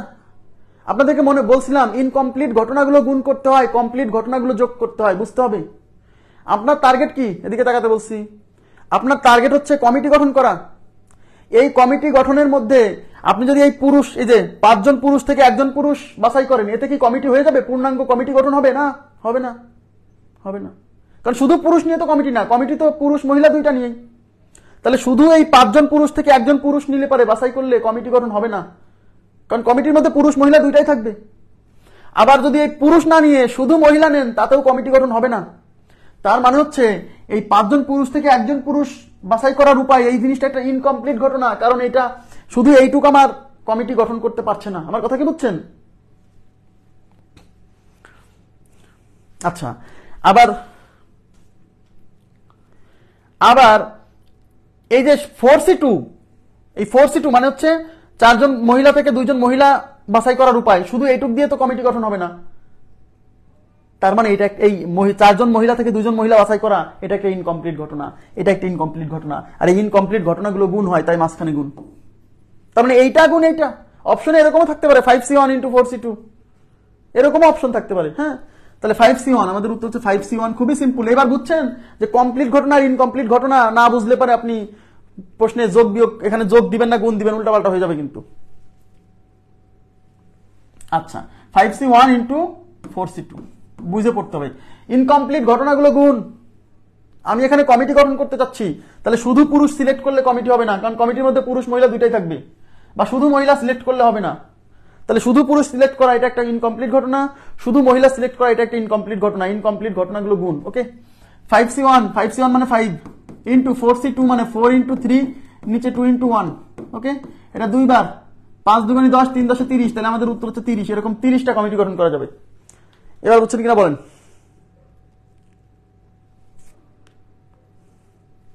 এটা কত নাম্বার? 107।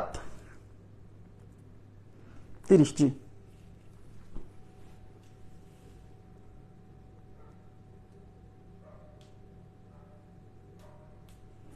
ওকে, ঠিক আছে। এবার নেক্সট কোশ্চেনে চলে যাচ্ছি। এটা very very important type, very very important. অনেকে গুণ না যোগ এটা বোঝেই না যে কখন গুণ কখন যোগ। হ্যাঁ, এটা না বুঝলে পড়ে লাভ নাই। দেখেন,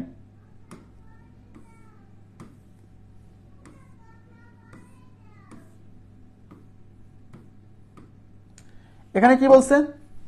একজন পরীক্ষার্থীকে, সবাই তাকাবেন প্লিজ, একজন পরীক্ষার্থীকে 12টি প্রশ্ন হতে 6টি প্রশ্নের উত্তর দিতে হবে। তার মানে একজন পরীক্ষার্থী, তার কাছে মোট 12টা প্রশ্ন আছে। এই 12টা প্রশ্ন থেকে 6টা প্রশ্নের উত্তর দিতে হবে। 12টা প্রশ্ন থেকে 3 কই থেকে আসলো? তাহলে ক্লাস এতদিন কি করলেন বলেন? 12টা প্রশ্ন থেকে 3 কই থেকে আসলো? এই 3 কই থেকে আসলো? এই সূত্র তাহলে কি বোঝালাম এতদিন? কে বললো প্রশ্নটা? আপনি কি প্রথম ক্লাস করছেন? আজকে প্রথম ক্লাস করছেন? এগুলো বুঝাইছি, আগের ক্লাস করেন। কেউ মাঝখান থেকে ক্লাস করবেন না, কোনো টপিকের মাঝখান থেকে ক্লাস করে লাভ নাই, প্রথম থেকে করবেন। বিন্যাস সমাবেশ শুরু করছেন মানে বিন্যাস সমাবেশ 1 থেকে শুরু করবেন, নিজের ভালোর জন্য। হ্যাঁ, 12টা প্রশ্ন আছে। এই 12টা প্রশ্ন থেকে 6টা প্রশ্নের উত্তর দিতে হবে। তাকে প্রথম 5টি হতে ঠিক 4টি প্রশ্ন বাছাই করতে হবে। দেখেন, প্রথম 5টা প্রশ্ন থেকে ঠিক 4টা প্রশ্ন বাছাই করতে হবে। সে কত প্রকারে প্রশ্নগুলি বাছাই করতে পারে। ওকে, আচ্ছা, এখন প্রশ্ন হচ্ছে, একটু তাকাবেন প্লিজ। আপনার কাছে মোট প্রশ্ন আছে 12টা। এই 12টা প্রশ্ন কিন্তু 2টা গ্রুপে বিভক্ত। এখন প্রশ্ন হচ্ছে কিভাবে বুঝলাম 2টা গ্রুপ? এই 12টা প্রশ্ন থেকেই 6টা দিতে হবে, কিন্তু আপনি যে কোনো 6টা দিতে পারবেন না, বুঝেন? এই 12টা প্রশ্নের থেকে 6টা উত্তর দিতে হবে, কিন্তু আপনি যে কোনো 6টা দিতে পারবেন না। প্রথম 5টা থেকে, যে প্রথম 5টা থেকে দিতে হবে 4টা। তাহলে মোট যদি 6টা প্রশ্নের উত্তর দিতে হয়, তাহলে প্রথম 5টা থেকে যদি 4টা দিতেই হয় বাধ্যতামূলক, তাহলে পরবর্তী 5টা থেকে দেবে 2টা, যাতে প্রথম 5টা থেকে 4টা আর পরের 2টা মোট 6টা হয়। তার মানে এখানে প্রশ্নের 2টা গ্রুপ আছে। গ্রুপ 1, এদিকে তাকান প্লিজ। গ্রুপ 1, এই যে G1 আছে 5টি প্রশ্ন। G1 মানে গ্রুপ 1, 5টি প্রশ্ন মানে প্রথম 5টি। আর G2 মানে গ্রুপ 2, এখানে আছে পরবর্তী 5টি প্রশ্ন, প্রথম 5টা, এটা পরের 5টা, প্রথম 5টা এখানে লিখে রাখেন, প্রথম 5টি প্রশ্ন। এই প্রথম 5টা প্রশ্ন থেকে আপনাকে কয়টা সিলেক্ট করতে হবে? প্রথম 5টি থেকে 4টি প্রশ্ন সিলেক্ট করতে হবে। তাহলে প্রথম 5টা থেকে 4টা প্রশ্ন বাছাই করেন। প্রথম 5টা থেকে 4টা প্রশ্ন বাছাই করার উপায় 5C4। এখানে কিন্তু 2টা গ্রুপ নাই, বুঝে বলে নাই যে 2টা গ্রুপ, 12টা প্রশ্নের 2টা গ্রুপ বলা নাই, বুঝে নিতে হবে। কারণ প্রথম 5টা থেকে যদি 4টা প্রশ্নের উত্তর দিতে হয়, তাহলে বাকি প্রশ্নের উত্তর দিতে হবে পরবর্তী 5টা থেকে। ওকে, আচ্ছা, তাহলে পরবর্তী 5টা থেকে কয়টা দিতে হবে এটা সেন্স দিয়ে বুঝে নিতে হবে। 12টা থেকে আপনার 6টা প্রশ্নের উত্তর করতে হবে। তার মধ্যে প্রথম 5টা থেকে যদি 4টা দেন, তাহলে 6টা হতে আর কয়টা লাগে? আর লাগে 2টা। সেই 2টা দিতে হবে এই 5টা থেকে, তার মানে এই 5টা থেকে দিতে হবে 2টা। তাহলে এই 5টা থেকে 2টা বাছাই করার উপর 5C2। এইবার আমাকে বলেন, আপনি পরীক্ষা দিতে গেছেন, তাহলে এই যে প্রথম 5টা থেকে 4টা প্রশ্ন বাছাই করছেন, এতে কি পুরো পরীক্ষা হয়ে গেছে? না। সুতরাং প্রথম 5টা থেকে 4টা প্রশ্ন বাছাই করা এটা একটা ইনকমপ্লিট ঘটনা। কিংবা আপনি প্রথম 5টা থেকে 4টা বাছাই না করে খালি পরের 5টা থেকে 2টা বাছাই করছেন, তাতে কি আপনার পুরো পরীক্ষা কমপ্লিট হবে? না। তার মানে এটাও একটা ইনকমপ্লিট ঘটনা, আর ইনকমপ্লিট ঘটনাগুলো গুণ, তার মানে মাঝখানে গুণ হবে। এবার ক্যালকুলেশন 5C4, তাহলে 5C4 মানে 5C1, এই যে 4, তাহলে 5C4 মানে 5টা থেকে 4টা বাছাই করা, মানে 5টা থেকে একটা রিজেক্ট করা, একই কথা। তার মানে 5C4 এর পরিবর্তে আমি 5C1 লিখতে পারি, রাইট? 5C2, এই যে 5C2, তাহলে 5C2 মানে হচ্ছে 5C2 মানে 5C2। আচ্ছা, তাহলে 5C1 মানে 5 আর 5C2 মানে 5 × 4, নিচে 2 × 1। এই 2 দিয়ে 2 বার যাবে, 5 2 10, 5 5 25, 25 2 50। 50 আসলো যে, আপনাদের উত্তর কেন 105 আসলো? আমার কি ভুল হয়েছে? ও আচ্ছা, টোটাল প্রশ্ন 12টা, টোটাল প্রশ্ন 12টা, টোটাল প্রশ্ন 12টা, জি টোটাল প্রশ্ন হচ্ছে 12টা। তাহলে প্রথম 5টা হলে পরবর্তীতে 7টা, এখানে 7টা থাকবে, রাইট? 7টা। তার মানে পরবর্তী 7টা থেকে 2টা সিলেক্ট করতে হবে, 7C2। হ্যাঁ, প্রথম 5টা থেকে 4টা, আর মোট যেহেতু 6টা প্রশ্নের উত্তর করতে হবে, তাহলে পরবর্তী 7টা থেকে 2টা। তাহলে 5C4 মানে 5C1 ইন্টু 7C2 মানে 7 × 6 ডিভাইডেড বাই 2 × 1। আচ্ছা, 5C1 মানে 5, আর এখানে এটা 3 বার যাচ্ছে, 3 × 7 = 21, 5 × 21 = 105। তাহলে আমাদের উত্তর হচ্ছে 105। 105, জি 105, জি, থ্যাংক ইউ ভেরি মাচ।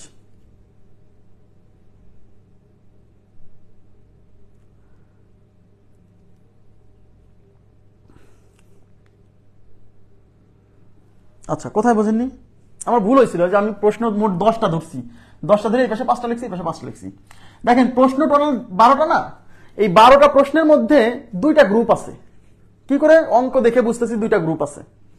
কিভাবে? প্রথম 5টা থেকে আপনাকে 4টা প্রশ্নের উত্তর দিতেই হবে, মাস্ট, এটা বাধ্যতামূলক। তাহলে প্রথম 5টা কিন্তু একটা গ্রুপ, তাহলে মোট 6টা প্রশ্নের উত্তর দিতে হবে, তার মধ্যে প্রথম 5টা থেকে 4টা, তাহলে প্রথম 5টা মিলে একটা গ্রুপ, আর 12টা থেকে 5টা বাদ দিলে পরবর্তী 7টা মিলে একটা গ্রুপ, যেখান থেকে প্রশ্নের উত্তর করতে হবে 2টা। কি করে বুঝলাম? টোটাল উত্তর দিতে হবে 6টা, তার মধ্যে প্রথম 5টা থেকে যদি 4টা দেন, তাহলে 6টা হতে আর কয়টা লাগে? 2টা, সেই 2টা আসবে পরবর্তী 7টা থেকে। তাহলে প্রথম 5টা থেকে 4টা সিলেক্ট করার উপায় 5C4, পরবর্তী 7টা থেকে 2টা সিলেক্ট করার উপায় 7C2। ইনকমপ্লিট ঘটনা, ইনকমপ্লিট ঘটনা গুণ করতে হবে, গুণ করে আসছে 105। আচ্ছা, হ্যাঁ, আমার ভুল হয়েছে, জি ভুল হয়েছিল একটু, থ্যাংক ইউ। ওয়ালাইকুম আসসালাম, জি আলহামদুলিল্লাহ ভালো আছি ভাই। এবার দেখেন,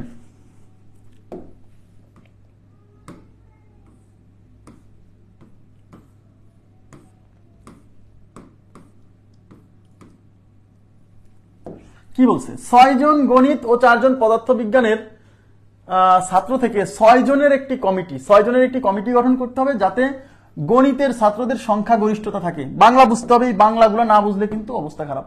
সংখ্যা গরিষ্ঠতা থাকে, কত প্রকারে কমিটি গঠন করা যাবে? সবাই একটু তাকাবেন প্লিজ। এই অঙ্কটা যে ভালো করে বুঝবে, তার এই গ্রুপ সমাবেশের অনেক কিছু ক্লিয়ার হয়ে যাবে এখানেই। হ্যাঁ, দেখেন, 6 জন গণিত ও 4 জন পদার্থবিজ্ঞানের ছাত্র থেকে 6 জনের একটি কমিটি গঠন করতে হবে। তার মানে আপনার কমিটির মোট সদস্য হবে 6 জন। কমিটি হচ্ছে 6 জনের, কমিটি গঠন করতে হবে যাতে গণিতের ছাত্রদের সংখ্যাগরিষ্ঠতা থাকে। এর মানে কি? গণিতের ছাত্রদের সংখ্যাগরিষ্ঠতা থাকে, এর মানে কি? এর মানে হচ্ছে ওই কমিটিতে গণিত এবং পদার্থের ছাত্র নিয়ে 6 জনের কমিটি হবে, কিন্তু সেখানে গণিতের ছাত্র 1 জন হইলেও বেশি থাকবে। গণিতের ছাত্রের তার মানে এখানে এদিকে তাকান, এখানে দুইটা গ্রুপ, একটা হচ্ছে ম্যাথে কয়জন আছে? ম্যাথে আছে 6 জন। একটু তাকাবেন প্লিজ, ম্যাথে আছে 6 জন, ঠিক আছে? ম্যাথে আছে 6 জন। আর ফিজিক্স কয়জন? PHY ফিজিক্সে আছে 4 জন। এখন আমাকে বলবেন প্লিজ, এদিকে তাকান, এদিকে তাকান, আমাকে আপনারাই বলেন, গণিতের ছাত্রের সংখ্যাগরিষ্ঠতা থাকে, এর মানে কি? 6 জনের কমিটি, এর মানে হচ্ছে আমি যদি ম্যাথ থেকে 4 জন নেই, এদিকে তাকান, ম্যাথ থেকে 4 জন নিব, ম্যাথ থেকে 4 জন, 4 জন ম্যাথ থেকে নিব, ম্যাথের 6 জন থেকে নিব 4 জন, তাহলে 6 জনের কমিটি হতে হলে ফিজিক্স থেকে কয়জন নিতে হবে? 2 জন। কারণ 3 জন নিতে পারবো না, কারণ ম্যাথের মানে গণিতের ছাত্রদের সংখ্যা গরিষ্ঠতা থাকবে, বেশি থাকবে। আমি যদি এই 6 জন ম্যাথ থেকে 4 জন ম্যাথের লোক নেই, আর ফিজিক্সের 4 জন থেকে 2 জন নেই, তাহলে এই 4 জন আর এই 2 জন মিলে কি কমিটি হবে না? হবে না? হবে না? হবে না? বলেন তো। হবে। কিন্তু একজন বললো যে না, আমি ম্যাথ থেকে নিব 5 জন আর ফিজিক্স থেকে নিব 1 জন, তাতে কি 6 জনের কমিটি হবে না? অবশ্যই হবে, অবশ্যই হবে। হবে না? 6 জন, 5 জন, 1 জন, 6 জন, তার মানে এইভাবেও কমিটি হবে, এইভাবেও কমিটি হবে।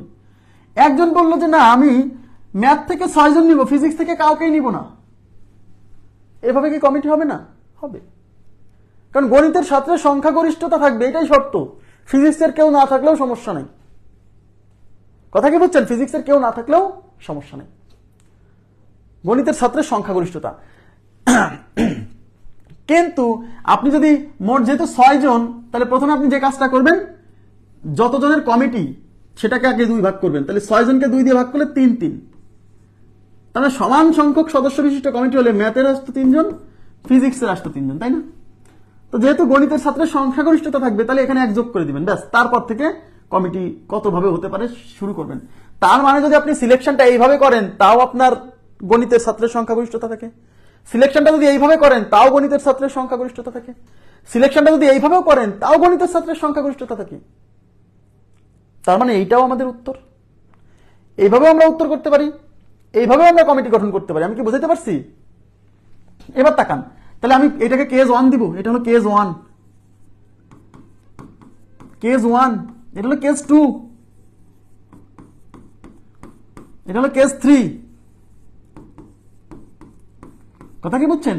কেস 1 মানে হচ্ছে ম্যাথের 6 জন থেকে নিব 4 জন, আর ফিজিক্সের 4 জন থেকে নিব 2 জন। এদিকে তাকান প্লিজ। তাহলে এই অংশটা, এই যে এই ম্যাথের 6 জন থেকে যদি 4 জন সিলেক্ট, এদিকে তাকাতে বলছি প্লিজ, এই 6 জন থেকে 4 জন সিলেক্ট করার উপায়, 6 জন থেকে 4 জন সিলেক্ট করার উপায় 6C4, আর এই যে 4 জন থেকে 2 জন সিলেক্ট করার উপায় 4C2। হ্যাঁ, এটা হলো ম্যাথের সিলেকশন, এই যে ম্যাথের 6 জন থেকে 4 জন। এটা হলো ফিজিক্সের সিলেকশন, এখানে লেখা যাচ্ছে না বলে বাইরে লিখছি। এইবার বলেন, কমিটি গঠন করার সময় শুধু যদি এই ম্যাথের 4 জন সিলেক্ট করেন তাহলে হবে না, আবার শুধু ফিজিক্সের 2 জন সিলেক্ট করে তাহলে হবে না। তাহলে এটা ইনকমপ্লিট ঘটনা, এটা একটা ইনকমপ্লিট ঘটনা, গুণ করতে হবে। কেস 1 এর কাজ শেষ। এখন আমি যদি এই কেস না চিন্তা করি, এই কেস নেই, তাও তো আমার কমিটি হয় 6 জনের, যেখানে ম্যাথের লোক সংখ্যাগরিষ্ঠ থাকে। তাহলে এটাও আমার একটা ভ্যালিড কেস। তাহলে 6 জন থেকে একজন 5 জন আমি ম্যাথের ছাত্রকে সিলেক্ট করবো কতভাবে?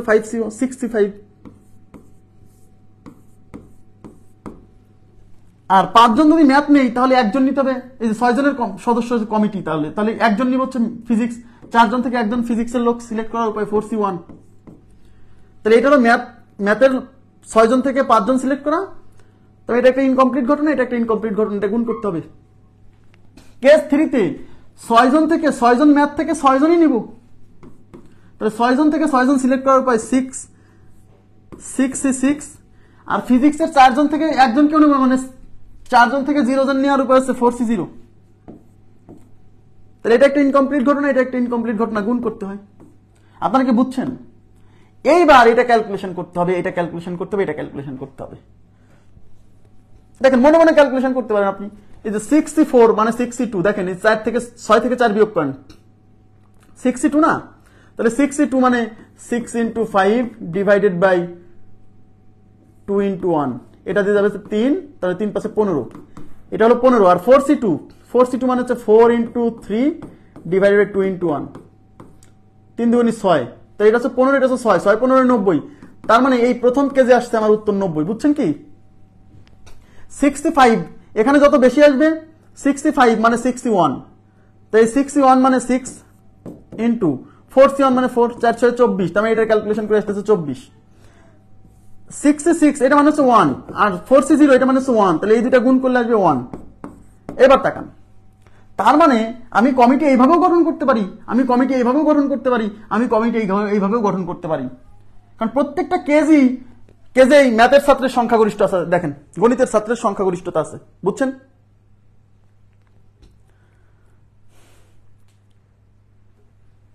আমার কথা কি বুঝছেন? এখন বলেন, এদিকে তাকান, এই যে 90 আসছে আমার উত্তর, এটা কি ইনকমপ্লিট ঘটনা? এটা কি ইনকমপ্লিট ঘটনা? না, কারণ এদিকে তাকান, এই যে প্রথম এই যে ম্যাথের ছাত্র সিলেক্ট করছেন, তারপর ফিজিক্সের ছাত্র সিলেক্ট করছেন, এতে কি কমিটি গঠন হয়নি? প্রথম যে কেসটা, এটা কি কমিটি গঠন হয়নি? হয়েছে। এটা কিন্তু পূর্ণাঙ্গ কমিটি, 90 ভাবে আমি 6 জনের কমিটি গঠন করতে পারবো। তার মানে এই কেজেও কিন্তু এটা কিন্তু কমিটি গঠন হয়েছে, 24 ভাবে কমিটি গঠন হবে এই কেজে, এইভাবে একভাবে কমিটি গঠন হবে। তার মানে আমার টার্গেট ছিল কি?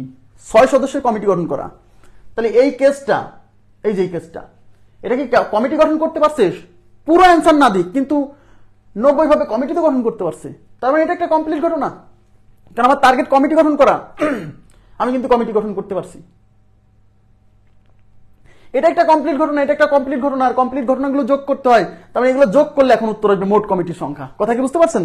তাহলে অতএব মোট কমিটির সংখ্যা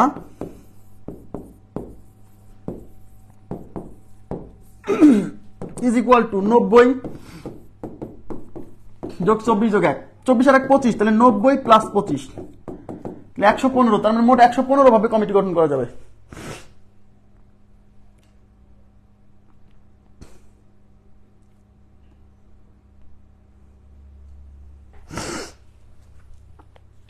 কাইন্ডলি রেসপন্স করেন তো,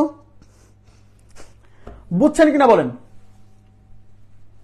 তার মানে যখন এরকম একাধিক ভাবে কমিটি গঠন করা যাবে, তখন এরকম ভিন্ন ভিন্ন কেস তৈরি করতে হবে, ভিন্ন ভিন্ন কেস তৈরি। আর এই প্রত্যেকটা কেস একটা কমপ্লিট ঘটনা, কারণ আমার টার্গেট হচ্ছে 6 সদস্যের কমিটি গঠন করা।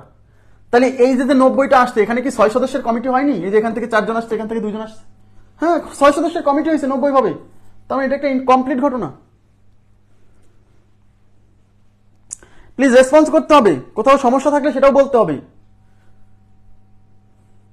আগের অঙ্কগুলোতে একটাই কেস ছিল, মাল্টিপল কেস আসেনি, এখানে মাল্টিপল কেস। মানে সোজা কথা ভাই, গণিতের ছাত্রের সংখ্যাগরিষ্ঠতা থাকবে। তাহলে গণিতের ছাত্র যদি 4 জন থাকে, তাহলে কি সংখ্যাগরিষ্ঠতা বোঝায় না? গণিতের ছাত্র যদি 5 জন থাকে, তাও তো সংখ্যাগরিষ্ঠতা বোঝায়। কিন্তু একবার আমি 4 জন নিব, একবার নিব 5 জন, একসাথে তো 4 জন 5 জন এরকম ঘটনা ঘটানো কি সম্ভব যে একই সাথে একবার 4 জনের কমিটি হবে, একই সাথে 5 জনের কমিটি হবে? এটা তো হয় না। তার মানে গণিতের ছাত্র যখন 4 জন আসবে তখন একটা কেস, গণিতের ছাত্র যখন 5 জন আসবে তখন একটা কেস।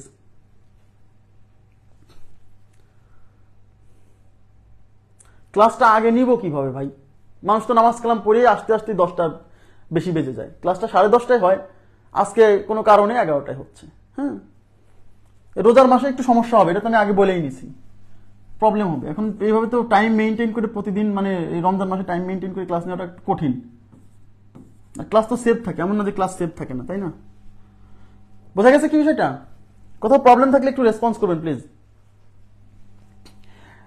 মানে এইগুলো একটা কমপ্লিট ঘটনা, আর কমপ্লিট ঘটনাগুলো কি করতে হবে? যোগ করতে হবে। এই জন্য এগুলো কি করছি? যোগ করছি। নেক্সট,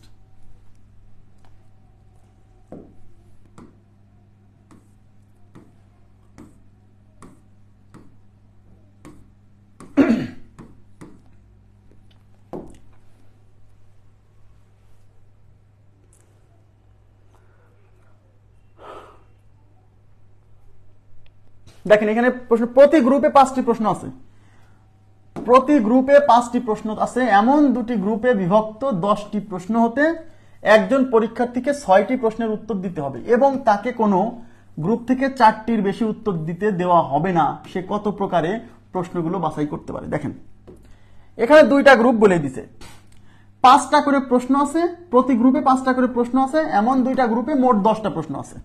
তার মানে আপনার কাছে টোটাল 10টা প্রশ্ন, সেই 10টা প্রশ্ন 2 গ্রুপে বিভক্ত, গ্রুপ 1, এই গ্রুপ 1 এ আছে 5টা, ঠিক আছে, আর গ্রুপ 2 G2 তে গ্রুপ 2 তেও আছে 5টা। এখন আপনাকে কি করবে, একজন পরীক্ষার্থীকে 6টি প্রশ্নের উত্তর দিতে হবে, একজন পরীক্ষার্থীকে 6টা প্রশ্নের উত্তর দিতে হবে এবং তাকে কোন গ্রুপ থেকে 4টির বেশি উত্তর দিতে দেওয়া হবে না। তার মানে সে উত্তর দিবে 6টা, কিন্তু কোন গ্রুপ থেকে 4টার বেশি উত্তর দিতে পারবে না। তাহলে আপনি বলেন, ধরে নেন যে গ্রুপ 1 থেকে 4টার উত্তর দিল, তাহলে টোটাল উত্তর দিতে হবে কয়টা? 6টা। তো টোটাল উত্তর যদি 6টা দিতে হয়, কোন গ্রুপ থেকে 4টার বেশি দিতে পারবে না, সর্বোচ্চ 4টা। দেখেন এদিকে তাকান, সর্বোচ্চ 4টা।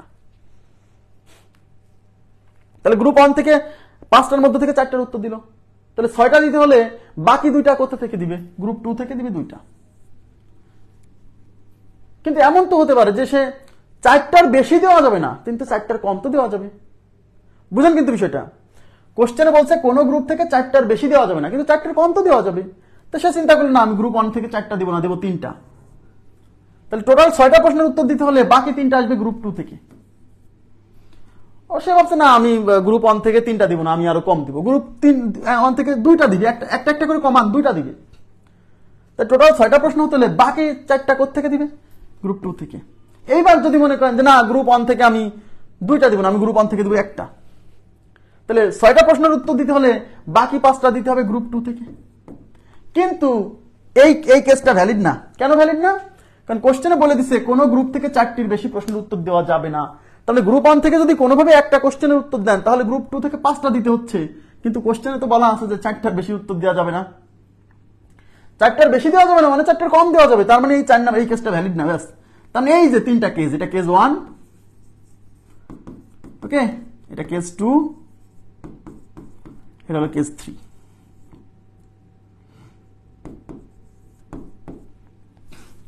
এই যে কেস 1, এই যে প্রথম গ্রুপ থেকে 4টা প্রশ্নের উত্তর দিবেন, এই 4টা প্রশ্ন দিবেন কি, এই 5টা থেকে 4টার উত্তর দিতে হবে। 5টা থেকে 4টার উত্তর বাছাই করার উপায় 5C4। আর এই যে 5টা থেকে 2টা বাছাই করার উপায় 5C2।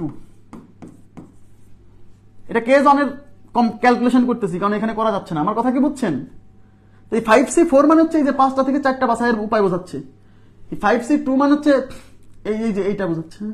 তো এটা একটা ইনকমপ্লিট ঘটনা, এটা একটা ইনকমপ্লিট ঘটনা, গুণ হবে। এই পাশে ক্যালকুলেশন করে ফেলেন। 5C4 মানে 5C1, এই যে এখানে 5C1 মানে 5, 5C2 মানে 5 into 4, নিচে আছে 2 into 1, 2 দুগুণী 4, 5 দুগুণী 10, 5 10 50, তার মানে কেস 1 থেকে 50 আসতেছে। বুঝতে পারছেন? কেস 2 থেকে এই যে 3টা প্রশ্ন সিলেক্ট করতে হবে, এই 5টা থেকে 3টা সিলেক্ট করতে হবে 5C3 ইন্টু এই 5টা থেকে 3টা সিলেক্ট করতে হবে 5C3। and 5C3 ক্যালকুলেশন মানে 5C3 মানে 5C2, 5C3 মানে 5C2, এই যে এটা বিয়োগ করেন, 5 থেকে 3 বিয়োগ করেন 5C2, তাহলে 5 into 4 divided by 2 into 1, এই 2 দিয়ে এটা 2 বার, 5 দুগুণী 10, তো এটা 10, এটা 10, 10 10 100, একবারে করে দিলাম। হ্যাঁ, আর এখানে 5টা থেকে 2টা সিলেক্ট করার উপায় 5C2 ইন্টু 5টা থেকে 4টা সিলেক্ট করার উপায় 5C4। শোনেন, প্রথম কেজের উত্তর আর দ্বিতীয় কেজের উত্তর একই আসবে, কারণ এখানে 4টা ছিল, এখানে 2টা ছিল, এখানে 2টা, এখানে 4টা, যেহেতু এখানে আর এখানে সমান সংখ্যক ছিল, তাহলে সেম আসবে। তাহলে প্রথম কেজে 50 আসছে, এই কেজে 50 আসবে। এইবার এটা একটা কমপ্লিট ঘটনা, এটা একটা কমপ্লিট ঘটনা, এটা একটা কমপ্লিট ঘটনা, আর কমপ্লিট ঘটনাগুলো যোগ করতে হয়। তার মানে এইটা এইটা এটা যোগ, তাহলে মোট উত্তর দিতে পারবে 50 আর 100, 150 আর 50 200, তার মানে সে 200 ভাবে উত্তর দিতে পারবে, 200 ভাবে উত্তর দিতে পারবে। 250 কেমনে? 250 কিভাবে হলো আপনাদের? হ্যাঁ,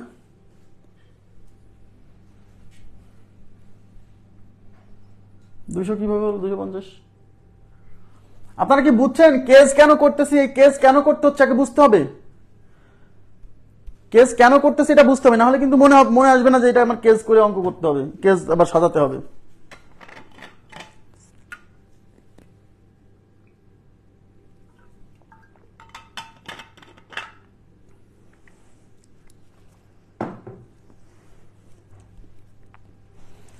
কারণ মানে শর্তে বলছে কোন গ্রুপ থেকে 4টার বেশি দেওয়া যাবে না, তাহলে সর্বোচ্চ 4টা, তাহলে 4টার চেয়ে কম তো দেওয়া যেতে পারে। তার মানে কখনো 4টা উত্তর দিবে, কখনো এখান থেকে 3টা দিবে, তার মানে এটা একটা কেস, এটা একটা কেস আলাদা, এগুলো প্রত্যেকটাই ভ্যালিড।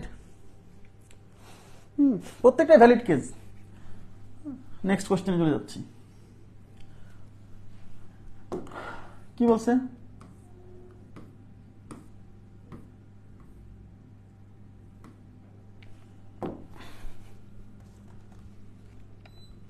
কমপ্লিট ঘটনা ইনকমপ্লিট ঘটনা না বুঝলে কিন্তু বিপদ। দেখেন, 6 জন গণিতবিদ আর 4 জন পদার্থবিদ হতে 6 জনকে বাছাই করতে হবে। 6 জনকে, কিন্তু লোক নিতে হবে 2টা গ্রুপ থেকে, কিছু নিতে হবে গণিতবিদ থেকে, কিছু নিতে হবে পদার্থবিদ থেকে। এই জন্য নাম হয়েছে গ্রুপ সমাবেশ, কারণ যাদেরকে বাছাই করতে হবে তাদেরকে একটা গ্রুপ না, 2টা আলাদা আলাদা গ্রুপ থেকে। লাস্টের ক্যালকুলেশন এই যে এইটা, হ্যাঁ 5C2 মানে কি, সরি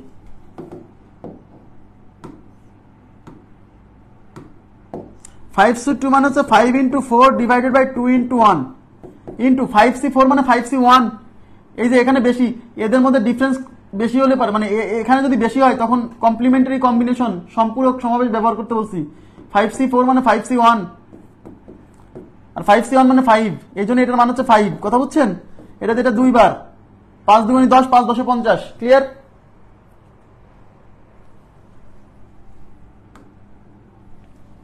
তাহলে এখানে আমরা যে 6 জন লোক নিব, এই 6 জন লোক নিব কি 2টা গ্রুপ থেকে, একটা হলো পদার্থবিদের গ্রুপ থেকে, কিছু লোক নিব গণিতবিদের গ্রুপ থেকে। এই জন্য নাম হচ্ছে গ্রুপ সমাবেশ। তাইলে আমি এখানে লিখলাম ম্যাথ কয়জন? 6 জন। আর এখানে লিখলাম ফিজিক্স কয়জন? ফিজিক্স হলো 4 জন।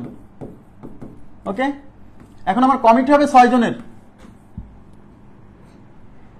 এবং বলছে বাংলা ভাষা না বুঝলে প্রশ্ন সলভ হবে না ভাই। বলছে যে এমন ভাবে 6 জনকে আমার বাছাই করতে হবে যেন 2টি গ্রুপ থেকে সমান সংখ্যক লোক থাকে। ব্যাস, যেন 2টি গ্রুপ থেকে সমান সংখ্যক লোক থাকে। তার মানে হলো আমার কমিটি হবে 6 জনের, তাহলে সমান সংখ্যক মানে কি? 6 কে 2 দিয়ে ভাগ করলে প্রতি গ্রুপ থেকে 3 জন আসবে। তার মানে এই গ্রুপ থেকে আসবে 3 জন, এই গ্রুপ থেকে আসবে 3 জন। এই অঙ্কে কিন্তু একটাই কেস, আর কিন্তু কোনো কেস নাই, কারণ এখন যদি এখানে কমা বাড়া করে দিই তাহলে কিন্তু সমান সংখ্যক হবে না। কথা কি বুঝছেন? একটাই কেস। এখন বুঝতে হবে যে মাল্টিপল কেস কখন হয়, সিঙ্গেল কেস কখন হয়, কেন হয়, এটা অঙ্কের ভাষা দেখে আপনাকে বুঝতে হবে। তাহলে এই যে ম্যাথের যে 3 জন সিলেক্ট করতে হবে, 6 জন থেকে 3 জন সিলেক্ট করতে হবে, কারণ ম্যাথে তো আছে 6 জন, সেখান থেকে 3 জন সিলেক্ট করার উপায় 6C3। ফিজিক্সে আসে 4 জন, এই 4 জন থেকে 3 জন সিলেক্ট করতে হবে 4C3। তাহলে বলেন আমি যে কমিটি গঠন করতে চাচ্ছি সেখানে শুধু ম্যাথ থেকে সিলেক্ট করলেই হবে না? তার মানে এটা একটা ইনকমপ্লিট ঘটনা, কারণ আমার পুরো ঘটনা কমপ্লিট করতে হলে ম্যাথের লোকজনকেও সিলেক্ট করতে হবে, ফিজিক্সের লোকজনকেও সিলেক্ট করতে হবে। তাহলে শুধু ম্যাথের লোকজনকে সিলেক্ট করা এটা একটা ইনকমপ্লিট ঘটনা, শুধু ফিজিক্সের লোকজনকে সিলেক্ট করা এটা একটা ইনকমপ্লিট ঘটনা। ইনকমপ্লিট ঘটনাগুলো গুণ হয়, তার মানে এই দুটো কি হবে? গুণ হবে। এবার বুঝছেন? 6C3, তাহলে 6 × 5 × 4, আর নিচে হচ্ছে 3 × 2 × 1। ওকে, 4C3 মানে 4C1, কারণ এই যে এখানে 4 থেকে 3 বাদ দিলে 1, তার মানে 4C1। তাহলে এখানে থাকতেছে কত? এটা হচ্ছে 2 বার, এটা হচ্ছে 2 বার। 5 × 2 = 10, 10 × 2 = 20, আর 4C1 মানে হচ্ছে 4, 4 × 20 = 80। তার মানে এরকম 80টা কমিটি গঠন করা যাবে। ক্লিয়ার?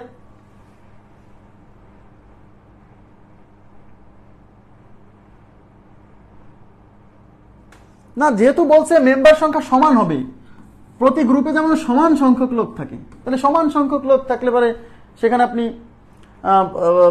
তাহলে 6 জনের কমিটি, সমান সংখ্যক লোক থাকতে হলে মানে ম্যাথ থেকে 3 জন, ফিজিক্স থেকে 3 জন, এর বাইরে আর কেস করা সম্ভব না। কেন? তাহলে তার লোক সংখ্যা সমান হবে না। মাল্টিপল কেস কখন হবে বুঝতে হবে। আপনি অঙ্কের ভাষা দেখলেই বুঝবেন যে এখন মাল্টিপল কেস হবে নাকি সিঙ্গেল কেস হবে।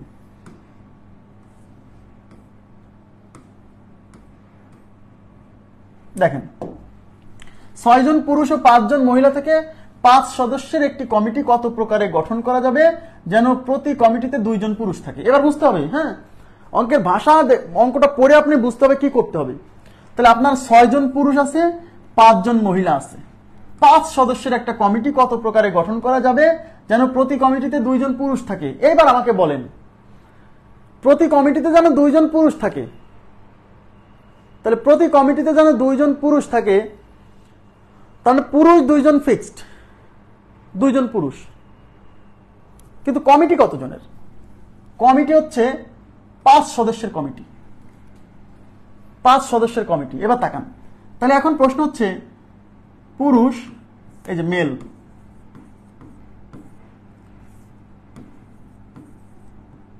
মেল আছে কতজন? 6 জন পুরুষ।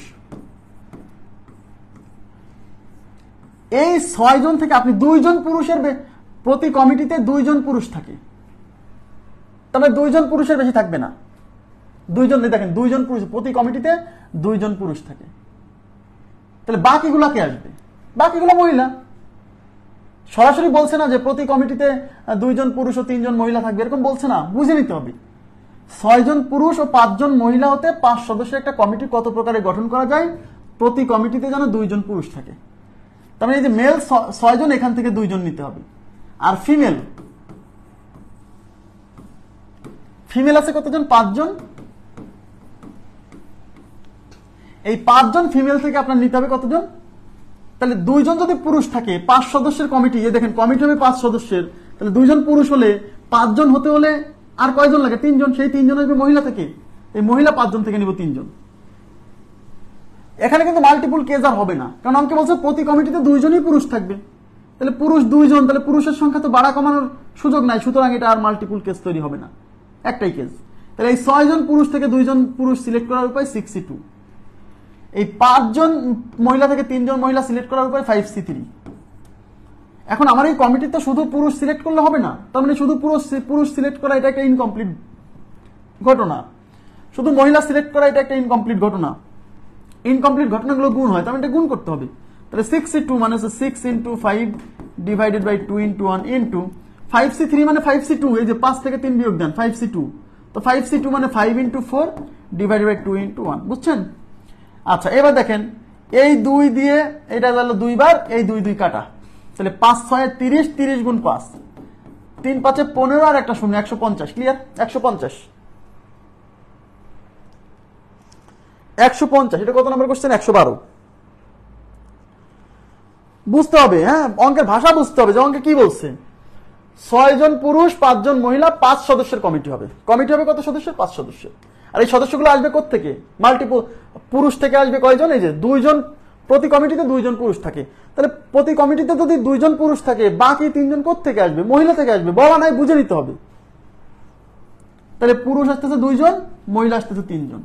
এই পুরুষ 2 জন আসবে 6 জন থেকে 6C2, এই মহিলা 3 জন আসবে 5 জন থেকে 5C3। ইনকমপ্লিট ঘটনা গুণ করে দিতে হবে, শেষ। দেখেন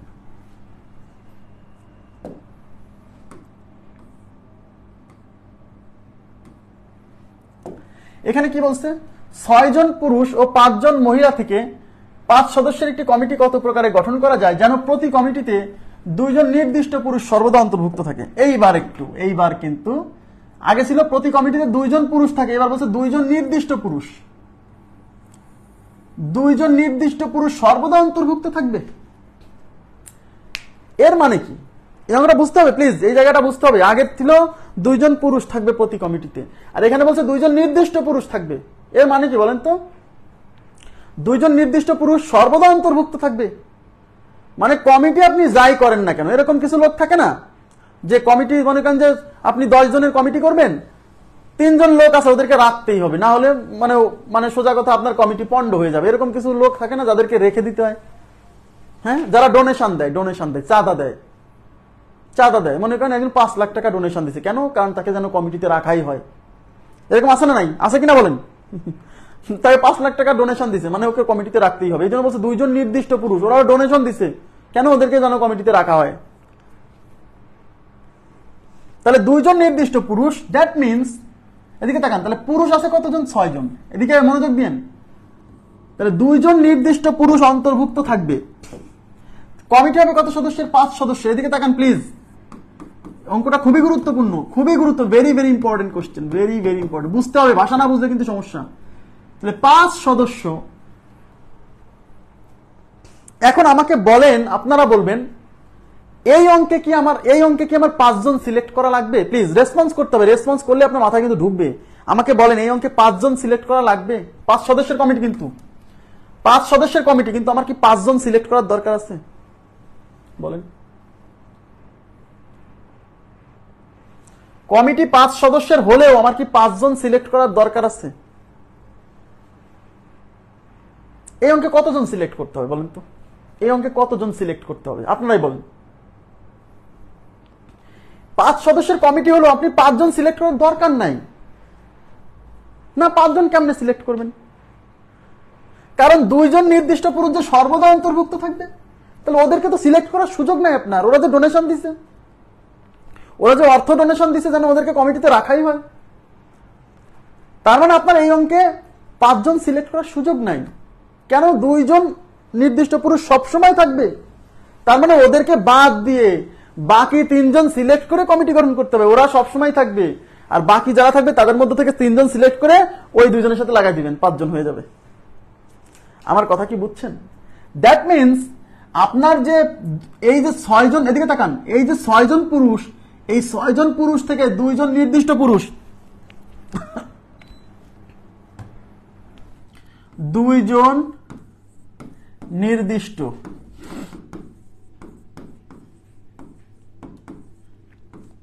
পুরুষ রেখে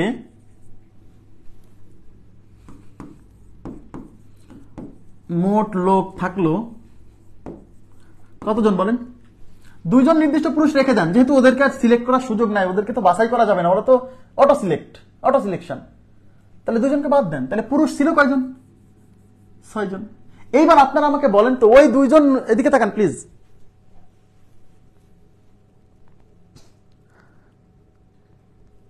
যে 2 জন অটো সিলেকশন, ওই 2 জন বাদ দিয়ে বাকি সদস্যগুলো পুরুষ হবে না মহিলা হবে? এইটুকু আমাকে বলেন রেসপন্স, তাহলে আমি বুঝবো যে আপনি বুঝছেন। আপনার কাছ থেকে এই অঙ্কের উত্তর বের করে নিয়ে আসবো, কারণ এটা খুবই গুরুত্বপূর্ণ, ভেরি ভেরি ইম্পর্টেন্ট কোশ্চেন। আমাকে বলেন যে 2 জন যে অটো সিলেকশন হয়ে থাকলো, মোট হচ্ছে কমিটির সদস্য 5 জন, তার মধ্যে 2 জন পুরুষ সিলেক্ট হয়ে গেছে, ওদেরকে সিলেক্ট করার সুযোগ নাই, ওরা সবসময় থাকবে নির্দিষ্ট পুরুষ। তাহলে আমাকে বলেন বাকি যে 3 জন তারা পুরুষ না মহিলা? 2 জন নির্দিষ্ট পুরুষ যারা অটো সিলেকশন হয়ে গেছে, ওরা বাদ দিয়ে আর যে 3 জন, সেই 3 জন পুরুষ না মহিলা?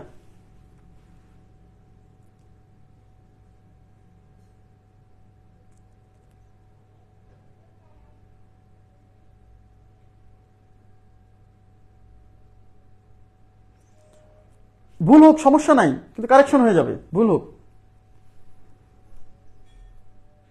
ইয়েস, কারণ ওই 3 জন পুরুষ না মহিলা এখানে উল্লেখ নাই, তার মানে আপনি যাকে নিতে পারেন, যাকে খুশি তাকে। আমার কথা কি বুঝছেন? পুরুষ মহিলা একটা হলেই হলো, সমস্যা নেই। কারণ এখানে বলছে যে, এখানে শুধু কন্ডিশন দিছে যে আমার 5 সদস্যের কমিটি গঠন করতে হবে, যেখানে 2 জন নির্দিষ্ট পুরুষ সর্বদাই থাকবে। তবে ওই 2 জন পুরুষ বাদে বাকি যে 3 জন আসবে, তারা পুরুষ আসবে না মহিলা আসবে, এর উপর কোনো রেস্ট্রিকশন নাই, মানে যে আসে তাতেই হবে, কোনো সমস্যা নাই। বুঝছেন কিনা বলেন? ওকে, তাইলে আমাকে বলেন, তার মানে 2 জন পুরুষ বাদে মোট সদস্য থাকলো কয়জন? টোটাল সদস্য দেখেন, টোটাল সদস্য ছিল, এদিকে তাকান প্লিজ, 5 + 6 11 জন। এই যে 11 জন সদস্য, 11 জন সদস্য থেকে কিন্তু 2 জন নির্দিষ্ট পুরুষ কিন্তু রেখে দিছি, আর বাকি আছে কয়জন? বাকি আছে 9 জন।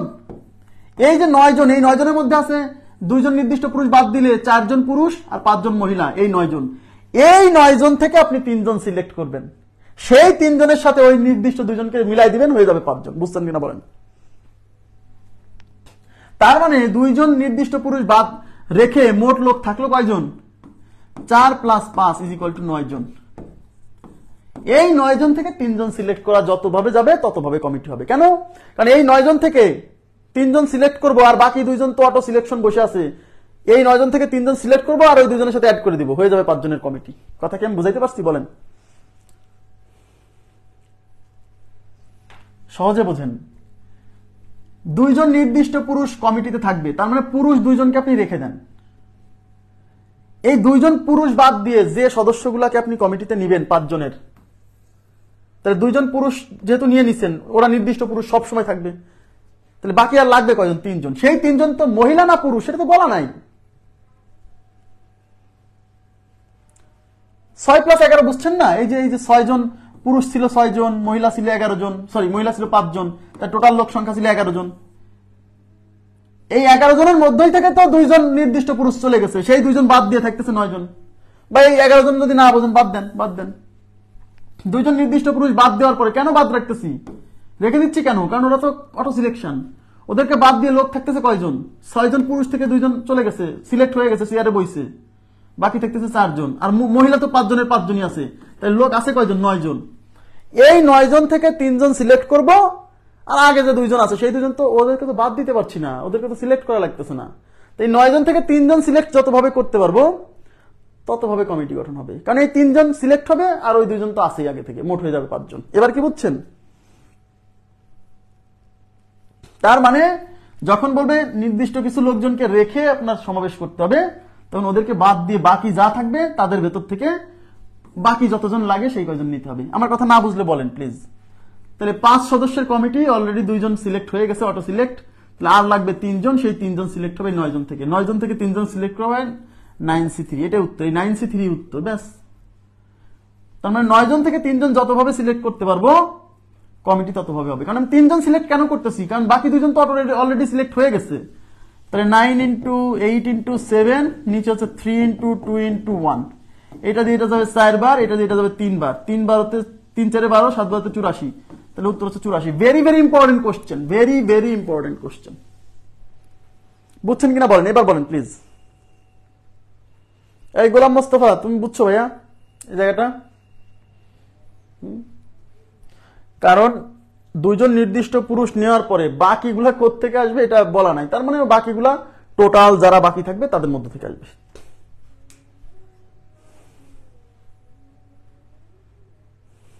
ওকে, নেক্সট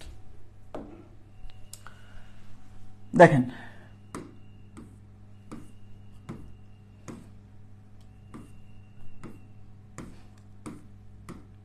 কি বলছে? 4 জন মহিলা ও 6 জন পুরুষের মধ্য থেকে 4 সদস্য বিশিষ্ট একটি উপকমিটি গঠন করতে হবে, যাতে একজন নির্দিষ্ট পুরুষ সর্বদাই উপস্থিত থাকবেন। কত প্রকারের উপকমিটি গঠন করা যায়? যাতে একজন নির্দিষ্ট পুরুষ সর্বদাই উপস্থিত থাকবে, তার মানে ওই একজন হচ্ছে অটো সিলেক্টেড, ওকে রাখতেই হবে, ডোনেশন দেওয়া লোকজন। তাহলে টোটাল কমিটি কত সদস্যের? 4 সদস্যের কমিটি। দেখেন 4 সদস্য, 4 সদস্যের কমিটি, তার মধ্যে থেকে একজন সিলেক্টেড। তাহলে কমিটি হতে হলে 4 সদস্যের কমিটি হতে হলে আমার লাগবে কয়জন? আর 3 জন লাগবে। আর এই 3 জন সিলেক্ট করবো কোত্থেকে? যে একজন অটো সিলেক্টেড, ও বাদ দিয়ে যতজন লোক আছে সেখান থেকে 3 জন। কথা কি বুঝছেন?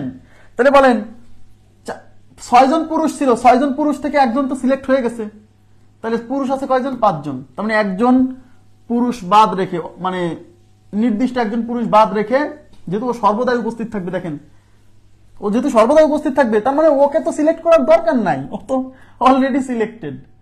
তাহলে একজন তো অলরেডি সিলেক্টেড, আর থাকলো 5 জন, আর মহিলা থাকলো 4 জন, তার মানে 9 জন। এই 9 জন থেকে আমার 3 জন যতভাবে সিলেক্ট করতে পারবো ততভাবে কমিটি গঠন হবে, কারণ একজন তো আছেই, বুঝছেন? তার মানে 9 জন থেকে 3 জন সিলেক্ট করার পর 9C3, এই 9C3 আর 9C3 মানে 84, একটু আগে করা আসছে, আগের অঙ্ক, উত্তর সেম। আচ্ছা বলেন তো কঠিন লাগতেছে কি? মানে এইগুলাকে কঠিন লাগতেছে? এগুলো হচ্ছে আপনার দক্ষতা, আপনার ভাষা বোঝার দক্ষতা। আপনি ভাষা যত সুন্দরভাবে বুঝতে পারবেন, এই টাইপের কোশ্চেনগুলো তত দারুণভাবে সলভ করতে পারবেন। কারণ বাংলা ভাষায় সমস্যা থাকলে এই সমস্যার সমাধান তো আমি দিতে পারবো না ভাই। আপনাকে এটা ফিল করতে হবে, রিয়েলাইজ করতে হবে যে আমি কি করছি। কঠিন কঠিন।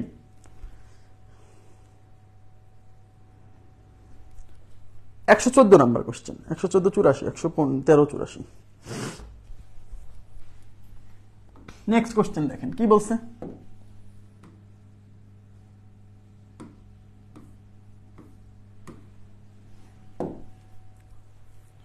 এখানে বলছে একজন বালককে সর্বদা অন্তর্ভুক্ত রেখে, দেখেন একজন বালককে সর্বদা অন্তর্ভুক্ত রেখে, মানে ওই বালক থাকবেই। 20 জন বালক থেকে 4 জনের একটি দল কত উপায়ে গঠন করা যায়? তার মানে আপনার কাছে 20 জন বালক আছে, সেই 20 জন বালক থেকে 4 জনের একটা দল গঠন করবেন, কিন্তু ওই দলের মধ্যে একজন বালক সর্বদা উপস্থিত থাকবে। যে বালকটা সর্বদা উপস্থিত থাকবে ওকে তো সিলেক্ট করার দরকার নাই, কারণ ও অলরেডি সিলেক্টেড। তার মানে হচ্ছে বলেন একজন সিলেক্টেড, অলরেডি সিলেক্টেড। তাহলে আপনার আর লাগে কয়জন? 4 জনের দল, তাই না?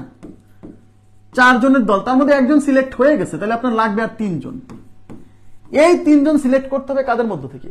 এই যে টোটাল বালক ছিল 20 জন, কিন্তু তার মধ্যে যে একজন সিলেক্ট হয়ে গেছে ওকে তো আর বাছাইয়ের মধ্যে আনবো না, কারণ ও তো অলরেডি সিলেক্টেড। তার মানে 20 থেকে এই একজন বাদ দিয়ে থাকতেছে 19 জন। এই 19 জনের মধ্য থেকে বাকি 3 জন সিলেক্ট করতে হবে। 19C3 আমার কথা কি বুঝছেন?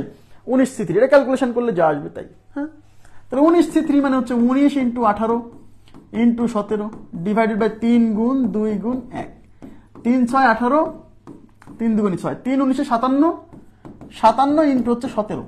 17 নামটা যদি না পারেন তাহলে গুণ করতে হবে।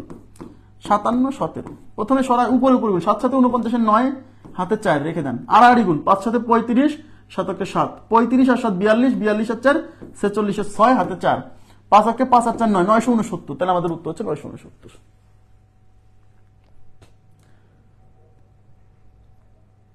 হ্যাঁ, গোলাম মোস্তফা, জি রাইট।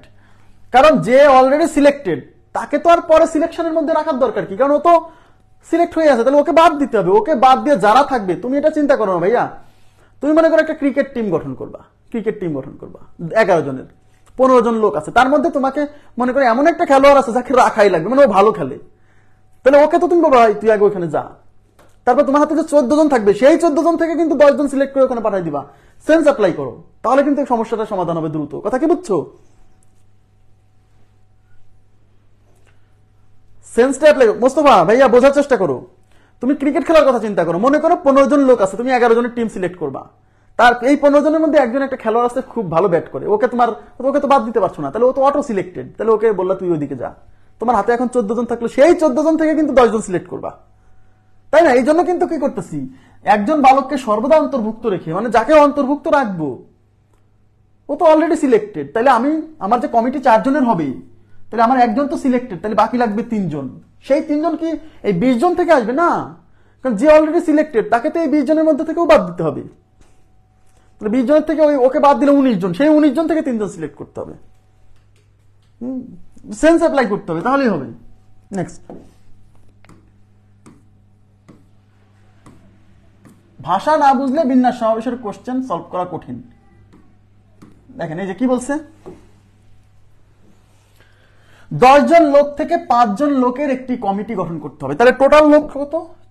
টোটাল লোক হচ্ছে 10 জন। এই 10 জন থেকে 5 জন লোকের একটা কমিটি গঠন করতে হবে, যেখানে 2 জন বিশেষ ব্যক্তি সর্বদা বাদ থাকবে। এইবার বলছে 2 জন বিশেষ ব্যক্তি সর্বদা বাদ থাকবে।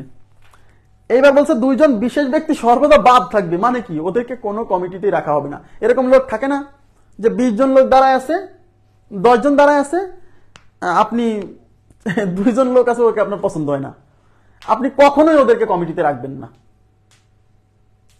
এরকম হয় না? হয় কিন্তু। তখন ওদেরকে যেহেতু কমিটিতে কখনোই রাখবো না, তাহলে ওই 2 জন লোক তো আমার এই 10 জনের মধ্যে থেকে রাখার দরকার নাই, কারণ ওদেরকে তো বাদ দিয়ে দেবো। যেহেতু ওদেরকে কখনোই কমিটিতে রাখবো না, তাহলে ওদেরকে আগে সরাই দিব, যে ভাই তোরা বাদ, তোরা সর, তোদেরকে নিব না, তোরা বাদ যা। তবে ওদেরকে আগে আপনি সরাই দিবেন। ওদেরকে সরাই দেওয়ার পরে এই যে 10 জন লোক থেকে 2 জন সরাই দিলেন, আপনার হাতে থাকলো কয়জন? 8 জন।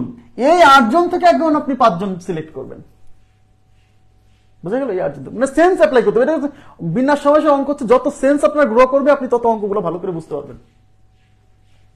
কারণ আপনি 2 জন বিশেষ ব্যক্তি সর্বদা বাদ, তো বাদ মানে ওদেরকে সিলেকশনের মধ্যে রাখবেন কেন? ওরা দাঁড়ায় থাকলেও বলবে যে ওদেরকে সরাই দিয়ে বাকিদের মধ্য থেকে 5 জন সিলেক্ট করবেন। কথা বুঝতে পারছেন? ওকে। আর আগের অঙ্কে কি করছিলাম, যে অটো সিলেক্টেড ওকে সরাই দিছিলাম, কিন্তু পরে কিন্তু আমি যে লোকজন ছিল সেখান থেকে কিন্তু, যেমন এখানে 5 জনই সিলেক্ট করতে হবে, আর আগে কিন্তু এখানে সিলেকশনের পরিমাণও কমে গেছিল। 5 জনের কমিটি হলে 2 জন বিশেষ ব্যক্তি যদি সবসময় নিতে হলো, পরে 3 জন সিলেক্ট করছি। বাট এখন কিন্তু আমার 5 জনের কমিটি যেহেতু করতে হবে, তাহলে আমাকে এই 10 জন থেকে যে 2 জন বাদ দিছি, বাদ দেওয়ার পরে 8 জন আছে, এই 8 জন থেকে আমার 5 জন সিলেক্ট করতে হবে। 8C5, এটাই উত্তর, 8C5। ঠিক আছে? আর 8C5 মানে 8C3, 8C2, 8C3, এই যে 8 থেকে 5 গেলে 3, 8C3 মানে 8 × 7 × 6, আর নিচে 3 × 2 × 1, এই 3 দুগুণী 6, 3 দুগুণী 6 কাটা 27 56, তাহলে আমাদের উত্তর হচ্ছে 56। 112 কেন? 112 কেন? 112 কিভাবে?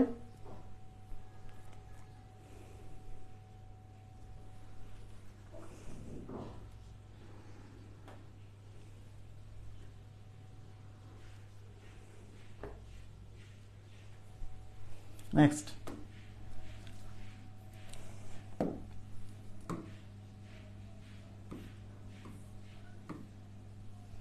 দেখেন 12 জন লোক থেকে 5 জন লোকের একটি কমিটি গঠন করতে হবে যেখানে 2 জন বিশেষ ব্যক্তি সর্বদা অন্তর্ভুক্ত থাকবে। এই যে দেখেন 12 জন লোকের একটা লোক থেকে 5 জন লোকের একটা কমিটি গঠন করতে হবে যেখানে 2 জন বিশেষ ব্যক্তি সর্বদা অন্তর্ভুক্ত থাকবে। এবার তাহলে আমার কমিটি কত জনের? আমার কমিটি হচ্ছে 5 জনের। 5 জনের কমিটি, তার মধ্যে থেকে 2 জন বিশেষ ব্যক্তি সর্বদা অন্তর্ভুক্ত থাকবে, তার মানে 2 জন সিলেক্টেড।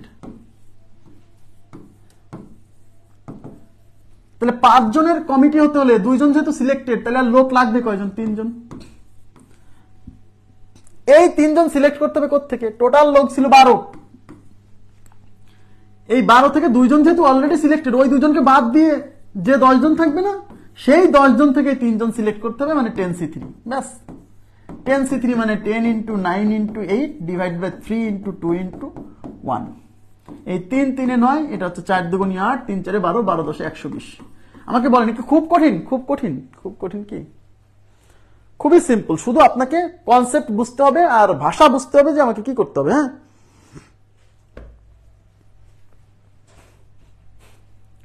হ্যাঁ, বিন্যাস সমাবেশ চ্যাপ্টারটা অনেক বড়, এইটাই সমস্যা, এছাড়া কোনো সমস্যা নেই। আর অঙ্ক মনে রাখতে হলে প্র্যাকটিসের কোনো বিকল্প নেই। নেক্সট,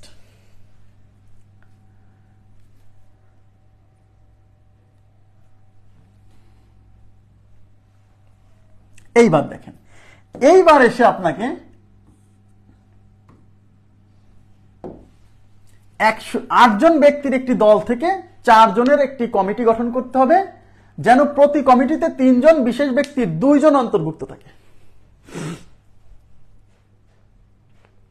দেখেন 8 জন ব্যক্তির একটি দল থেকে 4 জনের কমিটি গঠন করতে হবে। কত প্রকারে করা যাবে? যেন প্রতি কমিটিতে 3 জন বিশেষ ব্যক্তির 2 জন অন্তর্ভুক্ত থাকে। এইবার বোঝেন, এইবার এই যে 8 জন লোক আছে, এই 8 জন লোকের মধ্যে 2টা গ্রুপ, 3 জন বিশেষ ব্যক্তি। যদি 3 জন বিশেষ ব্যক্তির 3 জনই অন্তর্ভুক্ত থাকতো তাহলে এই অঙ্কে সমস্যা ছিল না। 3 জন অটো সিলেক্টেড, তারপর বাকি থাকতো 5 জন, সেই 5 জনের মধ্যে থেকে একজন সিলেক্ট করতাম, ব্যাস শেষ। বাট এই কোশ্চেনে এই 8 জন লোকের মধ্যে 3 জন বিশেষ, কিন্তু সেই 3 জন বিশেষ ব্যক্তিরও 3 জনকে নেওয়া যাচ্ছে না, নিতে হবে 2 জন। তার মানে এখানে সাধারণ লোক আর বিশেষ লোকের 2টা গ্রুপ আছে। এই 8 জন লোকের মধ্যে সাধারণ, আচ্ছা বিশেষ কয়জন? 3 জন। তাহলে সাধারণ কয়জন? বলেন বলেন বলেন। 8 জনের মধ্যে বিশেষ যদি 3 জন হয়, তাহলে সাধারণ হচ্ছে এই 8 জন থেকে 3 জন বাদ দিলে 5 জন। এই বিশেষ 3 জনের মধ্য থেকে যাবে 2 জন, তাহলে এখান থেকে আসবে 2 জন। হ্যাঁ, কমিটি যেহেতু 4 জনের, তাহলে বাকি 2 জন আসবে এই সাধারণ 5 জন থেকে। বুঝছেন কিনা বলেন প্লিজ? এইবার এই বিশেষ 3 জন থেকে 2 জন সিলেক্ট করার উপায় 3C2, আর এই সাধারণ 5 জন থেকে 2 জন সিলেক্ট করার উপায় 5C2। এটা একটা ইনকমপ্লিট ঘটনা, এটা একটা ইনকমপ্লিট ঘটনা, ইনকমপ্লিট ঘটনা গুণ হয়।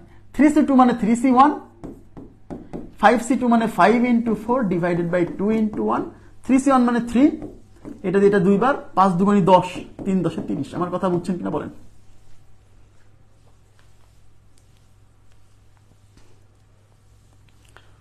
$118। খুবই, এটা কিন্তু আগের অঙ্কের মতোই, একটু ভাবে আগের অঙ্কের সাথে এই অঙ্কের পার্থক্য বুঝছেন? হ্যাঁ, যারা লাইনে আছেন প্লিজ। মাথা কাজ করছে না? কেন কাজ করছে না? একটু সেন্স অ্যাপ্লাই করেন প্লিজ, এদিকে তাকান। আগের অঙ্কে যতজন বিশেষ ব্যক্তি ছিল তাদের সবাইকেই কমিটিতে রাখতে হয়েছিল, এই জন্য অঙ্কটা সহজ ছিল। বাট এই অঙ্কে বিশেষ যে 3 জন আছে তাদের মধ্যেও সবাইকে রাখা যাবে না, ওই বিশেষ 3 জনের মধ্যে আবার 2 জন, কারণ এখানে 2 গ্রুপে ভাগ করে নিতে হচ্ছে।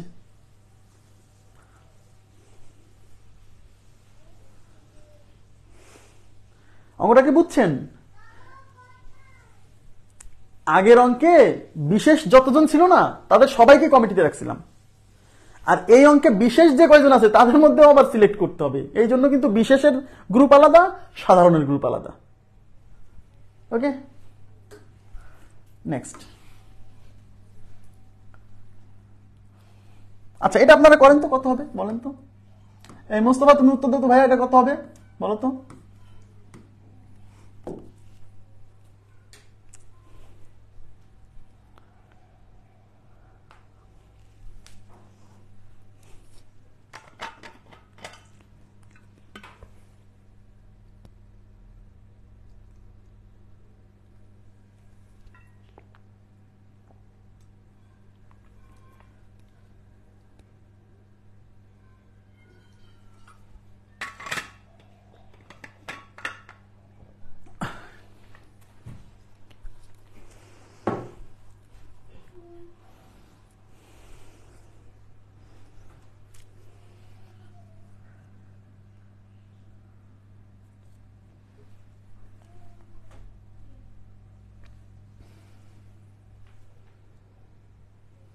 আচ্ছা, এখানে বলছে 8 জন ব্যক্তির একটি দল থেকে 4 জনের একটি কমিটি কত প্রকারে গঠন করা যাবে যেন প্রতি কমিটিতে 3 জন বিশেষ ব্যক্তি সর্বদা অন্তর্ভুক্ত থাকে। 3 জন বিশেষ ব্যক্তি সর্বদা অন্তর্ভুক্ত থাকবে, তাহলে আমার কমিটি কয়জনের? 4 জনের। 4 জনের কমিটি।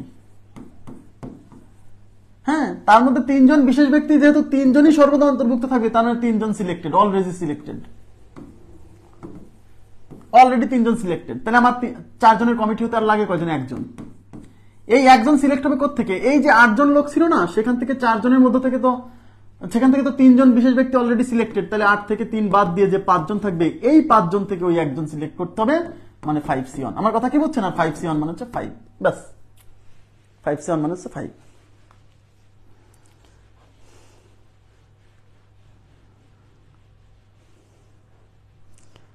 এই অঙ্কের উত্তর হচ্ছে 5। 119-এর উত্তর 5, ঠিক আছে। 3C3 ওদের সিলেক্ট করার দরকার নাই, 3C3 দিলেও হবে। 3C3 মানে 1 দিয়ে 5 কি গুণ করলে 5 হবে, নো প্রবলেম। আচ্ছা, তো ঠিক আছে, আজকের মতো এই পর্যন্ত রাখবো। আমি আগামীকাল এই মানে গ্রুপ সমাবেশের জটিল 2-3টা অঙ্ক সলভ করাবো, কারণ ওইগুলো না করালে পরে আপনার মাথার ব্রেন খুলবে না, পরীক্ষার হলে যে উল্টাপাল্টা করে ফেলতে পারেন। 2-3টা অঙ্ক সলভ করায় আমরা চলে যাবো সিলেক্ট অ্যাটলিস্ট 1 অবজেক্ট, আর হচ্ছে ডিভিশন ইন্টু গ্রুপস। হ্যাঁ, এটা করালেই পারেই, তারপরে সূত্র রিলেটেড কিছু গাণিতিক সমস্যা সমাধান করালেই আমাদের বিন্যাস সমাবেশ শেষ হবে। ঠিক আছে, তো আজকের মতো এই পর্যন্ত রাখছি। ভালো থাকবেন সবাই, আল্লাহ হাফেজ, শুভরাত্রি।